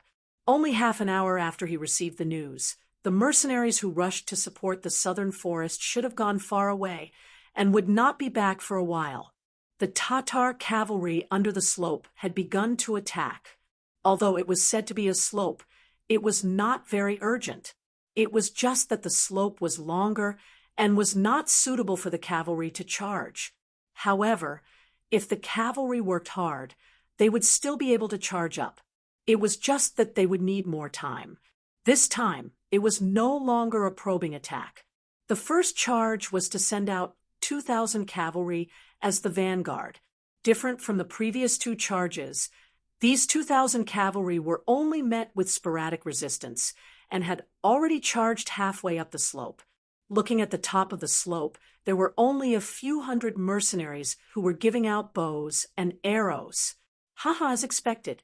Seeing that the front army was progressing so smoothly, Gulang laughed endlessly. He finally gave the order for the entire army to attack. Immediately, 10,000 Tatar cavalry loudly shouted and charged up the slope from the bottom of the mountain. On the top of the slope, the independent regiment's commander Tiger Mane and the cavalry reinforced regiment's commander Windchaser used binoculars to stare at the Tatar cavalry under the slope. The two of them revealed a look of disbelief. What a good-for-nothing. Even if it is a charge, it should not be so fast.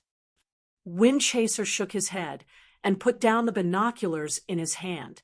He sighed and said, "Ha ha, good for a good-for-nothing. Our plan can be carried out even more smoothly. We can go support the southern forest even faster. The young master has been waiting for our good news." Tiger Mane also put down the binoculars in his hand. Then he reached for his waist and took out a 54 handgun. It was the basic equipment for mercenary officers and above. It was also a symbol of status. With Tiger Mane's status, he had already been equipped with this kind of high-level weapon. Now that he took it out, he was preparing to launch a counterattack. Windchaser also took out a 54 handgun from his waist. Then he carefully wiped it again and again. When the entire body of the gun was wiped until it seemed like it was reflecting light, he opened the safety and aimed it at the top of the slope. This time, he also wanted to have fun with a handgun. Seeing Windchaser's excited appearance, Tiger Mane smiled and kindly reminded him, "Commander Windchaser, a handgun is not like a spear. The shooting distance is limited. If it is too far, it won't have any effect." I know. Windchaser repeatedly nodded. However, it could be seen that Windchaser was still a bit nervous. It was just like the first time he held a blade and rode on a horse.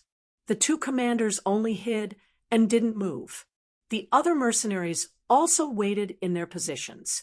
Just like this, the Tatar cavalry charged halfway up the slope and into their line of sight.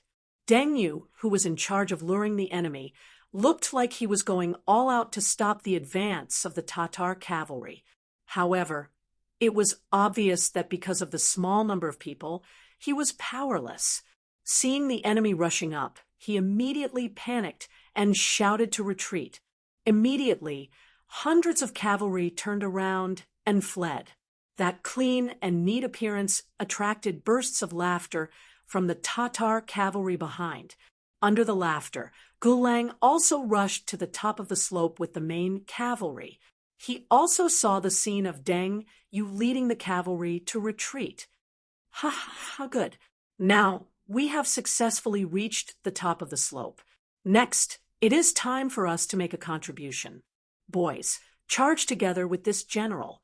The first to reach the beginning city will be rewarded with 100 silver taels. After Gulang shouted to boost the morale, the Tatar cavalry in front of him shouted excitedly. Then they rushed forward crazily. They wanted to follow behind Deng Yu to see if they could kill the enemy in the process of chasing. At the same time, they also wanted to get closer to the beginning city. In this way, Deng Yu ran in front. Behind him, there were tens of thousands of Tatar cavalry waving their sabers. From time to time, there would be people shooting arrows. Although the distance was still far and it was impossible to shoot, it did have a big deterrent effect. Deng Yu, who was running in front, looked back from time to time. When he saw that the Tatar cavalry had indeed fallen into the trap and caught up with him, the corner of his eyes showed a trace of a proud smile. He looked back and saw the inconspicuous road sign on the side of the road. He said loudly to the cavalry warriors beside him, "We will soon reach the horse trap area." Everyone split up according to the plan. The mercenary cavalry who had been informed in advance of the trap immediately split into two sides, leaving the dangerous area and continuing to run forward. Some of the Tatar cavalry, who were less than a mile behind, also noticed this scene, but they didn't take it to heart. In their opinion, the enemy was probably in a panic and didn't know where to go. Since that was the case, they would just chase after them. Perhaps they were eager to make a contribution, perhaps they were impatient and careless, or perhaps they were arrogant and underestimated the enemy. In short, the Tatar cavalry broke into the horse trap that the mercenaries had already dug. Previously, they had considered the large number of enemies, so when the horse trap was dug, the scale was very large. It was more than 30 meters wide and 3 miles long. It consumed a lot of manpower and material resources, and now it could finally be put to use. Without any surprise, the Tatar cavalry fell into the trap. Before the first row of cavalry realized what was going on, their war horses had sank, and they fell into the 4-meter-deep pit. This was only the beginning. More and more Tatar cavalry fell into the pit like dumplings. They were advancing dauntlessly, wave after wave, and there was no break in between. One after another, more than half of the 2,000 vanguard cavalry fell into the pit. This finally attracted the attention of the other cavalry behind them. More and more Tatar cavalry pulled on the reins of their war horses and stopped in place. What's going on? General Glenn rushed over under the protection of a group of soldiers. When he saw the scene in front of him, he could not help but suck in a breath of cold air. More than 1,000 cavalry fell into the pit, and most of them were injured because of the trampling of their war horses. Some of them were even covered in blood and died. Chapter 7:13. Bastards, damn mercenaries. Seeing that he had lost more than 10% of his troops, Glenn was naturally furious. When he raised his head to look at the mercenaries who were still retreating along the path, he said angrily, "Chase, continue to chase after them. They don't have any more tricks up their sleeves. I want to catch them and tear them into pieces." In Glenn's view, this was clearly the last resort of the mercenaries. This also proved that the other party had no other tricks up their sleeves. Otherwise, how could they set up such a big trap? It was too late, and they didn't have time to rescue the cavalry, who fell into the pit. After asking them to think of a way to save themselves, Glenn led most of the cavalry and continued to pursue the enemy. For safety reasons, he deliberately sent a cavalry team of 100 people to walk in front to prevent the appearance of traps. Obviously, this kind of worry was unnecessary. Large-scale horse traps required a lot of manpower and resources. Even if the mercenaries had individual shovels in their hands, it would be much easier to dig them out. However, such a large-scale trap with a wide area was not something that could be easily dug out. After chasing for another 3 miles, they were still very safe. This also made the Tatar cavalry, who was originally nervous, began to feel relieved. They began to speed up. Glenn, who was walking in the team, thought that at this speed, they should be able to reach the beginning city around noon. Disaster always came when there was the most hope, just like the darkness before dawn. Just when the Tatar cavalry thought that they saw hope and discovered that the distance between them and the mercenaries was shortened from 1 mile to less than 300 meters, suddenly, a loud gunshot broke the previous silence. Tiger's Mane, who was hiding in the grass on both sides of the road, opened fire. With the help of the half-meter-tall grass, he fired the first shot and hit a centurion who was shouting to urge the cavalry to move forward. The gunshot was an order. This shot led Windchaser to fire a shot as well. It was a pity that he still needed to practice his marksmanship. Although the distance was less than 40 meters, this shot still missed and didn't hurt anyone. But it didn't matter. After this shot, it attracted the attention of the 4 independent battalions who were lying in ambush at the same time. They were the only firearm battalion other than the 2 Southern Forest battalions. The 4 battalions had a total of 1,600 men. Gunshots rang out in unison, and in just one wave, they killed the 1,000 Tatar cavalry charging at the front. When the Tatar cavalrymen were killed one after another, the entire Tatar cavalrymen were shocked and panicked. At this moment, along with the second wave of gunfire, the mercenaries who were fleeing stopped in their tracks. Not only that, but thousands of cavalrymen also appeared beside them. They brandished their sabers or held bows and arrows as they charged towards them. The arrogant Tatar cavalry was stunned by the sudden change. In front of them, they watched as their companions were killed one by one on their horses. When they saw the cavalry getting closer and closer, many arrows were already falling in front of them. Some of their companions were even injured. They began to feel fear. The vanguard cavalry was killed by spears or arrows one by one. They were unable to exert enough fighting power. It was like a fist being held down by someone. When they were unable to kill the enemy, the strength of the Tatar cavalry was suppressed to the greatest extent. They could only passively take a beating. Don't panic. The warriors in front will attack the enemy with your sabers. The warriors in the back will be ready to attack. Seeing that the situation wasn't good, Gulang yelled. He knew that he had fallen into the enemy's trap, but at this moment, he didn't have a better solution. If he retreated now, he might not have the chance to make a comeback, so he could only endure. The shout of the commander calmed down some of the Tatar cavalrymen. Some of them brandished their sabers and charged forward, while others held their bows and arrows ready to counterattack. After all, they had lived on horseback since they were young. Although there was an unknown change in the situation, their good psychological quality allowed them to quickly calm down, throw grenades, and break the enemy's formation, prepare the bazookas, and break their psychological defense.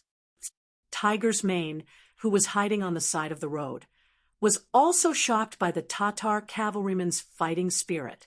Fortunately, he still had a backup plan that could break the enemy's psychological defense. Under the order, some of the soldiers of the independent regiment took out the weapons they had prepared for a long time from their backs or waists. Tiger's Mane specifically asked them to stay behind when the 3 divisions of the Cold Front Division left. There were still a lot of grenades, and although there weren't many bazookas, it was still enough to deter the enemy. When these heavy weapons were taken out and activated, countless grenades were thrown at the Tatar cavalrymen like rain. There were also 2 bazookas loaded with shells and began to fire. The situation on the battlefield instantly became very tense. Boom, boom, boom, boom, boom. Boom, boom, boom. Boom. First, there was a series of loud bangs from the grenades. They smashed a huge hole in the Tatar cavalry, causing countless war horses to lose their composure amidst their neighs. They no longer listened to the orders of the cavalrymen and danced wildly. 2 rocket launchers were launched to completely suppress the Tatar cavalry's charge. When one of the rocket launchers landed 200 meters away in the enemy's main camp, the fighting spirit that had just been gathered due to Gulang's words suffered a heavy blow in an instant. Under the roar of the bazooka, the cavalrymen were completely stunned by the scene of flames and debris flying in the air. They had never seen such a situation before and didn't know how to deal with it. The war horses under them became the fuse that led to their final defeat. The war horses were terrified and ran for their lives. They didn't care about the feelings of their masters and didn't listen to any of their orders. It was a mess, a complete mess. In the chaos, horses bumped into each other and people bumped into each other. Before the mercenary cavalrymen rushed to the front, the Tatar cavalrymen had already fallen into the process of killing each other. One after another, the cavalrymen were thrown off their horses. One after another, the war horses crashed into each other and fell to the ground. This time, Gulang wasn't spared. After all, when the war horse went crazy, he didn't care if it was an ordinary soldier or a general who commanded thousands of troops. Under extreme fear, they only knew how to instinctively run and crash in all directions. Before Gulang could continue to issue orders, he was thrown to the ground by the war horse. Then, he was unlucky enough to be trampled by another war horse that came out of nowhere. A weight of more than 1,000 kilograms pressed down on his body, causing Glenn to involuntarily open his mouth and widen his eyes. A series of crisp sounds rang in his ears. It was the sound of his ribs being crushed. PFFF. A mouthful of blood spurted out from Gulang's mouth without warning. When the war horse finally trampled over him, he was unfortunately trampled by another war horse from afar.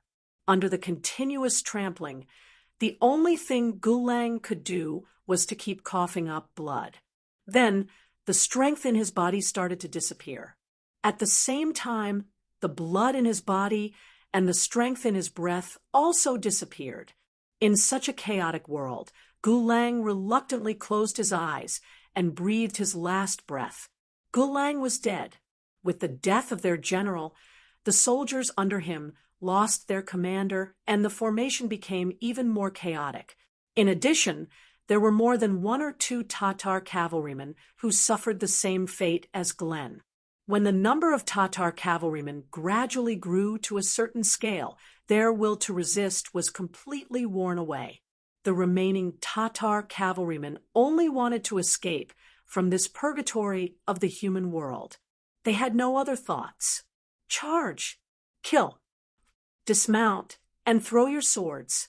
Those who surrender will not be killed. At this moment, a large number of mercenary cavalry arrived. Taking advantage of this unstoppable momentum and chaos, they slaughtered their way into the chaotic Tatar cavalry, as if they were in a no-man's land. Raising their swords, they chopped down one enemy after another under their horses. Under the strong morale, many of the defeated Tatar cavalrymen chose to surrender. After all, knowing that they would die if they resisted, it was not bravery but foolishness. 10,000 Tatar cavalrymen suffered heavy losses, especially under the attacks of muskets, grenades, and rocket launchers. Their will to fight was disintegrated. In the end, they abandoned their remaining will to fight and their dignity. They became defeated soldiers and captives. Tiger Edge let out a long sigh and stood up from the grass. He then looked at Wind Chaser, who had an equally excited expression, and said, "Let's hurry up. The young master is still waiting for us to reinforce and regroup." Okay. Wind Chaser also knew that they were able to obtain victory here because of the support of the Independent Firearms Unit. Since they had won, what they needed to do now was to rush to the southern forest with the fastest speed and meet up with the 6th young master to annihilate the last of the Tatar cavalrymen. Come, hurry up and clean up the battlefield. If anyone doesn't surrender, kill them. Don't waste time. The will to fight had been defeated, so the next step was much easier. Clean up the battlefield and capture the captives. Wind Chaser had already given the order. The soldiers under him still wanted to go to the southern forest and continue to make contributions. In their impatience, whenever they encountered a Tatar cavalryman who showed resistance or didn't surrender, they would kill them without saying anything. It was precisely because of such cruel actions that the Tatar cavalry became afraid. These mercenaries really didn't take human lives seriously. When they saw someone coming over to persuade them to surrender, they didn't dare to hesitate and threw down their swords and dismounted from their horses. 10,000 cavalrymen, 3,000 died, 2,000 were injured, and 5,000 were captured. And to complete these actions, it only took them 2 hours. It could be said that they were very fast. Send 1,000 cavalrymen and a battalion of firearmed soldiers to transport the captives and the wounded back to the beginning city. The rest of you follow me to the southern forest. Hurry! Seeing that the situation was settled, Tiger's Mane's voice was slightly anxious. He was really worried about the young master's safety. Chapter 7:14. Southern Forest. Since the morning, Agador had issued a decision to send out a small group of cavalry to provoke the enemy. According to Agador, what they had to do now was to constantly put pressure on the mercenaries on the opposite side, forcing them to withdraw their troops from the West River and the North Slope battlefield, creating an opportunity for the Tatar cavalry to advance. In this regard, General Suhi expressed a different opinion. In his opinion, since they already knew the strength of the enemy's army, what they should do now was to immediately launch a decisive battle and rely on their advantage in numbers to severely injure the enemy, instead of launching a probing attack to give the enemy more time to prepare. General Su, you have seen the strength of the mercenaries, especially their firearms, which can be said to be accurate and long-range. Do you think that if we fight head-on, there will be a winner in the end? Injuring the enemy and losing 800 of our own men is not what I want. I have never thought of swallowing the mercenaries. To be honest, we don't have that big of an appetite. Our goal is to drive them away and occupy the beginning city. So, Don't ask for a battle. Let's focus on the overall situation. After seeing Suhi ask for a battle several times in a row, Agador finally lost his patience and said this somewhat angrily. Seeing that Agador had made up his mind, Suhi could do nothing but feel heartache. Walking out of the military camp, he looked up at the sky helplessly and then said sadly, "God wants me to die?" Compared with Agar Dorji's so-called view of the overall situation, in Suhi's view, it was just a manifestation of timidity.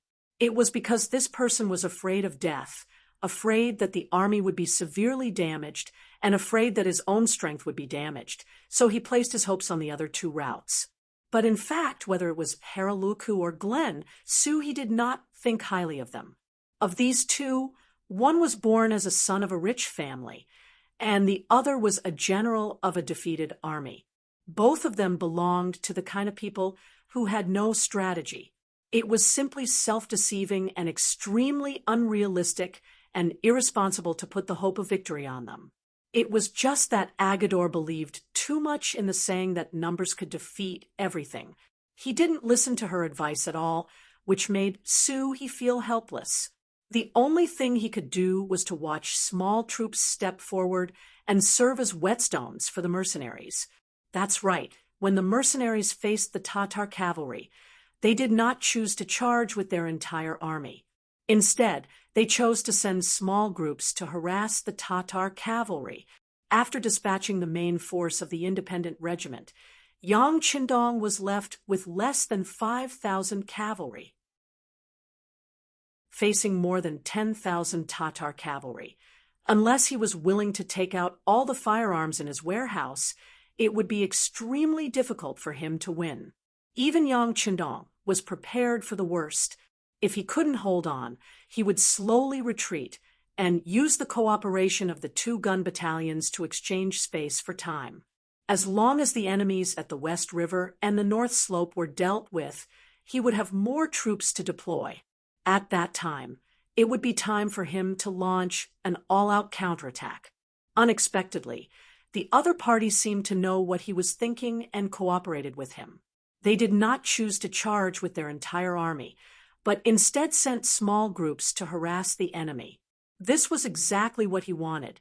After discussing with the two regimental commanders, Yella and Lujua, he decided to send a small group of cavalry to confront the enemy head-on and treat it as actual combat training.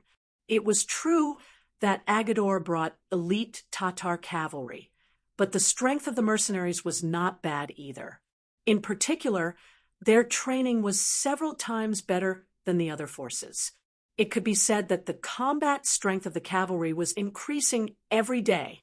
In addition, their cavalry sabers were sharp and tough, which increased their chances of winning by a bit.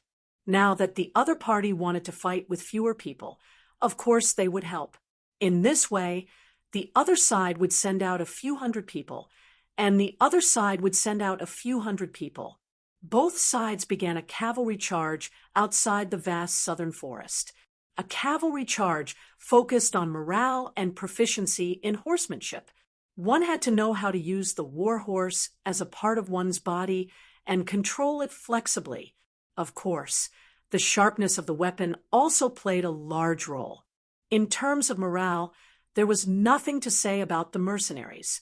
Yang Qindong, who did not lack money, gave them high rewards in terms of money. Not only that, but being a soldier under him also gave them a good social status. Not only would a soldier bring glory to his family, but he could also feed his family. Their horsemanship had also improved under hard training. Even if they could not compare to the elites of the Mongol cavalry, normal cavalry would not be a match for them. Furthermore, the cavalry swords were made by the Chimeric City Munitions factory, so the materials used were abundant. Its sharpness and toughness were unparalleled, which made up for some of the shortcomings in horsemanship. They had high morale, excellent horsemanship, and excellent weapons. In a true battle of 100 cavalry against 100 cavalry, the mercenary cavalry would not be afraid of anyone. This was especially so when they had the 3-to-3 tactic. Although it was not as effective as on land, it was enough to increase their combat strength. All in all, in a cavalry charge with equal numbers, the mercenaries were not afraid of anyone. Even if the opponent was the Tatar cavalry and the elites of the Tatar cavalry, the outcome would be the same. This was evident from the 3 consecutive battles. In the first battle, they killed 60 enemy cavalry and lost 40 of their own. In the second battle, they killed 70 enemy cavalry and lost 43 of their own. In the third battle, they killed 55 enemy cavalry and lost 45 of their own. The first and second battles were fought by the Nuzan cavalry. In the third battle, it was Liu Zhua's 2nd Cavalry Regiment. Just from the results of the battle, the Nuzan cavalry was indeed very powerful, worthy of their name. Of course, this result had a lot to do with the cavalry swords in their hands.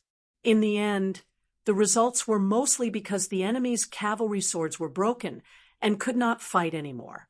After 3 consecutive battles, the mercenaries' morale was even higher. On the other hand, the Tatar cavalry were not in a good situation. General Su He's face was even gloomier. She thought that the previous defeat was because the other side used guns and had good tactical cooperation. She was defeated by the combination of inside and outside. But now, it seemed that there was no need for tactics. With the same number of soldiers, they were no match for the enemy. This made him have another thought. Was it a mistake to choose to be the enemy of the mercenaries this time? The Tatar cavalry needed to find a new base because of the lack of provisions. But did it have to be the beginning city? But it was obviously too late to say this now. The war had already begun, and it was no longer a situation where one side could retreat as they wished. For example, if they ordered a retreat now, it would be a great blow to the Tatar cavalry's morale. If the mercenaries chased after them at this time, it was likely to lead to a one-sided battle. If that was the case, they would lose without a fight. Feeling that if the battle continued like this, even if there was good news from the West River and the North Slope, the morale of the troops would still be damaged. Suhi once again walked into the tent of Commander-in-Chief Agar Dorj and put forward his request. That was, they could not continue fighting. Sir, we can't continue fighting. After 3 battles, we have lost. The morale of the troops has begun to become unstable. Suhi said with a worried face. Yes, Agar Dorj, who was sitting at the head of the tent, replied absent-mindedly. Suryu, what are you thinking about?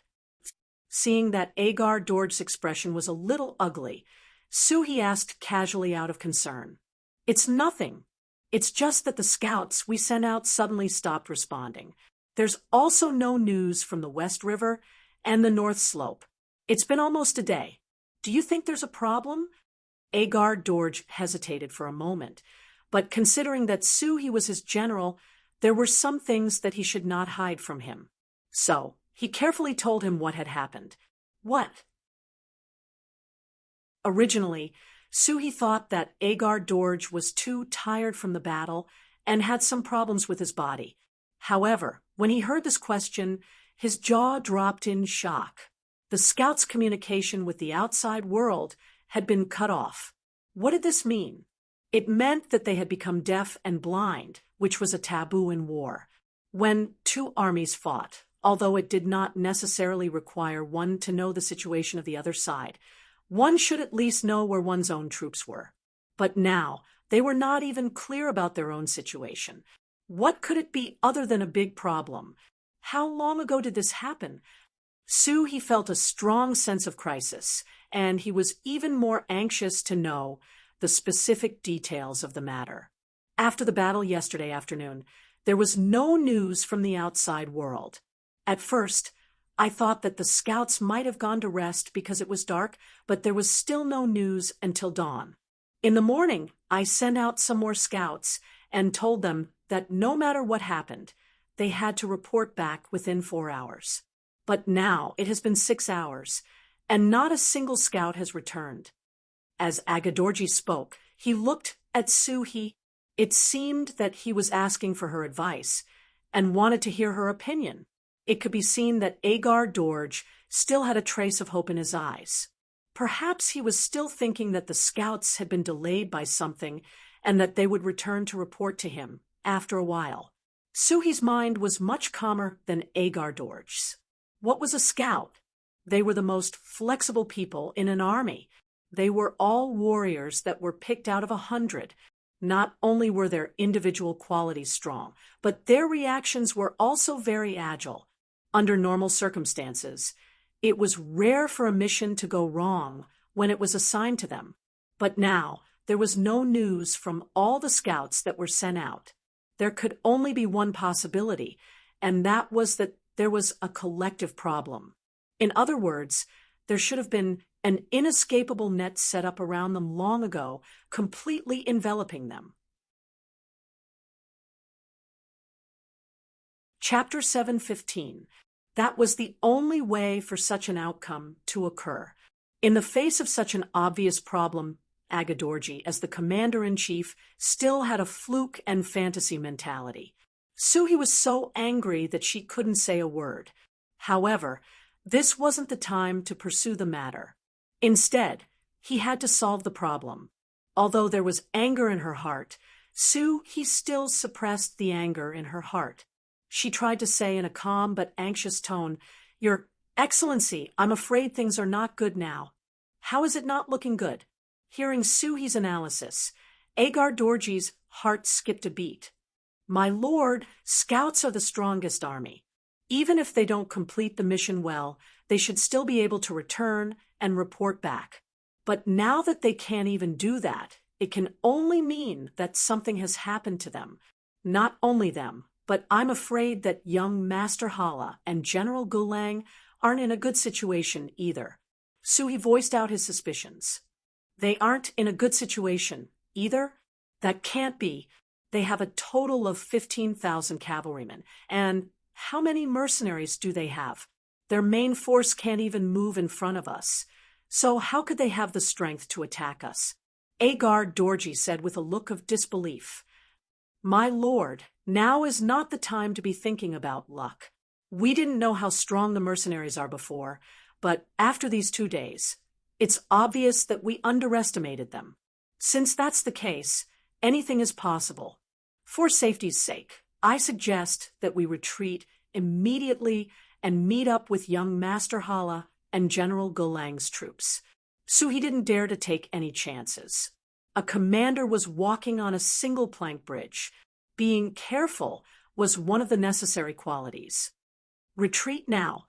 Is it that serious?" Agadorji finally looked at the situation seriously, his expression becoming more and more serious. "Yes," Suhi said in a very positive tone. Previously, they were worried that a sudden retreat would cause unnecessary trouble or even some unnecessary losses. But now, it seemed that there was no other choice but to retreat. It was better than being annihilated one by one. In the face of Suhi's resolute attitude, Agadorji's face finally crumbled. "This, if the situation is as serious as the general says, then we should retreat. However, the arrangements will depend on the general's plan." "All right, I'll arrange it now. It's already evening now. I'll immediately arrange for the army to start a fire and prepare a meal. When the sky is completely dark, we'll retreat overnight." Suhi cupped his fists with a solemn expression. "We'll do as you say." Agar Dorji's mind was already in a mess because of these words. He could no longer make any correct judgments and could only listen to his subordinate. Suhi finally left the barracks. As soon as he came out, he took a deep breath and looked at the mercenary camp 5 miles away. He then narrowed his eyes and called a guard and said, "Order the army to start a fire and prepare a meal immediately. Also, arrange for 100 cavalry to challenge the mercenaries." The guard had a puzzled look on his face. Previously, The general was against such a small army fighting. It was no different from sending them to their deaths, and it would be a blow to their morale. Why did the general change his mind in such a short period of time? But since it was the general's order, of course he would obey. After cupping his fists, he turned around and made the arrangements. After watching the guard leave, Suhi looked at the mercenary camp again and murmured, "I underestimated you, but once we leave this time, the next time we come, we will definitely let you know the power of the Tatar cavalry." Mercenary camp. Yang Chendong was resting in the big tent when Beta Persei suddenly entered the tent to report that the Tatars had sent another 100 cavalry to challenge them. They sent people again. Yang Chendong raised his head when he heard this. A trace of doubt flashed in his eyes. Yes, they sent another 100-men team. They are now 2 miles away from our camp and have already set up a formation. Beta Persei nodded and replied, then arrange for the 2nd Regiment to send a company of brothers to meet them. Oh, by the way, call Commander Yella and Lu Shua to come over for a meeting. After Yang Chendong finished arranging, he instructed again. For some reason, he felt a faint sense of uneasiness in his heart. Beta Persei left, but after a cup of tea, he reappeared. Along with him were the commander of the Nuzan Cavalry Regiment, Yella, and the commander of the 2nd Regiment, Lu Shua. Hello, 6th Young Master. As soon as the 2 regimental commanders entered the tent, they were extremely respectful. You're welcome, take a seat wherever you like. Beta Persei, serve the tea. Yang Chendong invited the 2 regimental commanders to sit in front of him with a smile on his face. As soon as the 2 of them sat down, he said, "It's almost dark, and the Tatars have sent troops to challenge us again. What do the 2 of you think?" Originally, the 2 of them were receiving tea from Beta Persei, but when they suddenly heard this, they were both stunned. Then the 2 regimental commanders looked at each other and fell into deep thought. Since it was the 6th Young Master who asked the question, it naturally wouldn't be so simple. Previously, the 2 of them didn't take this matter seriously. They thought that since the other party had challenged them 3 times in a day, it wouldn't be a big deal if there was a 4th time. But now, they didn't dare to think this way.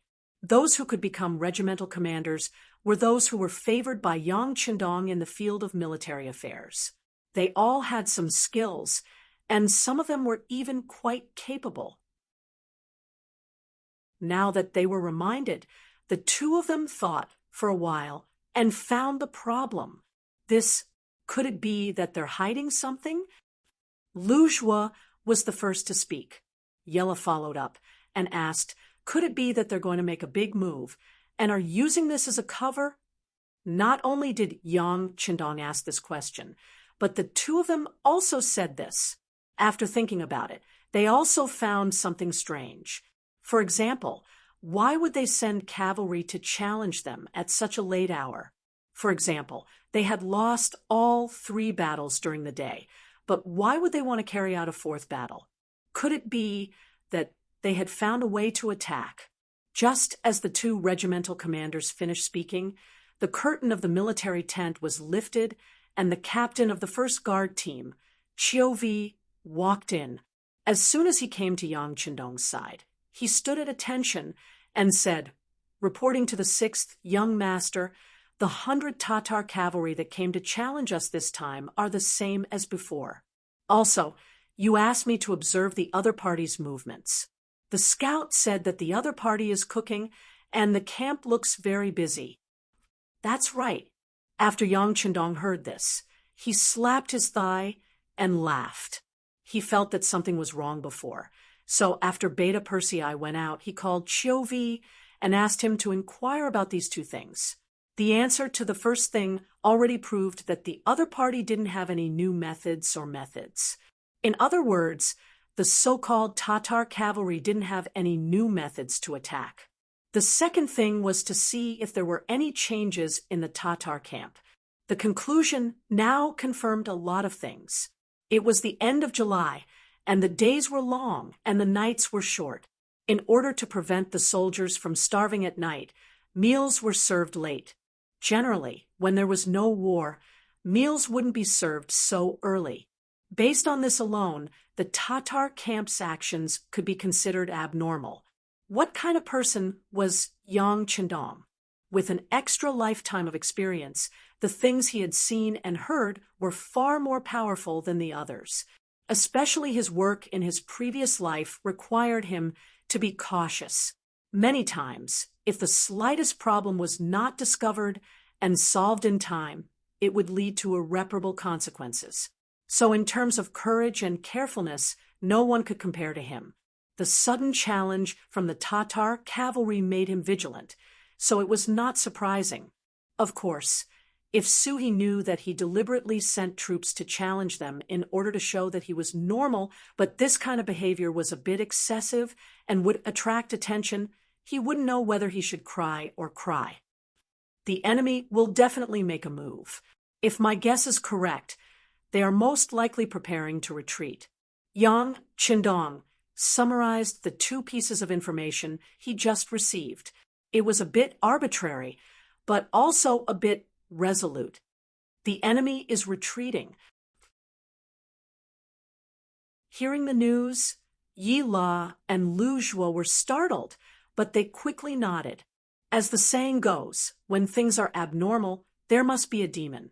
According to this kind of inference, the sixth young master's words were very reasonable. Since they guessed that the enemy was retreating, the two commanders immediately became spirited. Sixth young master, we should also immediately make preparations. Let's eat now, and then keep an eye on them. Once we discover that they are retreating, we will chase after them and kill them. We will heavily injure or even wipe them out. No. To their surprise, Yang Chendong shook his head. Then he smiled and said, "We will chase after them, but there is no need to eat. We can inform the soldiers to eat some cold food. In any case, the weather is hot right now, so it doesn't matter. The enemy doesn't want us to guess their intentions.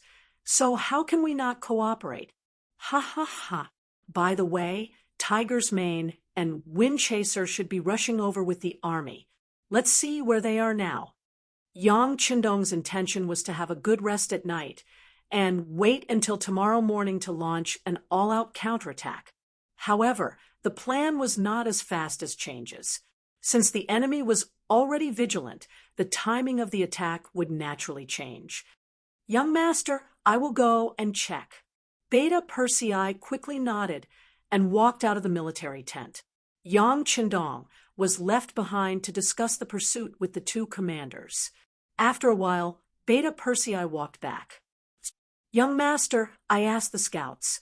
They said that Tiger's Mane and Windchaser's Mane are rushing over to me. They should be able to meet us here in 1.5 hours. 1.5 hours. At that time, the sky will be dark. I'm afraid they won't give us that much time." Yang Chendong said thoughtfully. Then he seemed to have thought of something. He suddenly got up and came to the sand table. He looked at it very seriously, then pointed to the west of Nanlin and said, "Send scouts to inform Tiger's Mane and Windchaser. Tell them not to come to us directly. Go to the place where the Tatar army retreated and set up an ambush. Tell them that time is limited and they must rush over as fast as possible. We will try to buy them some more time." Beta Persei accepted the order and left. Yang Chendong looked at Yi La and Lu Zhuo and said, "You two will have to work hard. Immediately go down and have a mobilization meeting. Remember, don't gather together. Tell the officers below to hold the meeting in a row. In short, don't attract the enemy's attention. You're tuning in to the Mystic Fist YouTube channel. Don't forget to subscribe and join us on this journey to catch the most captivating stories.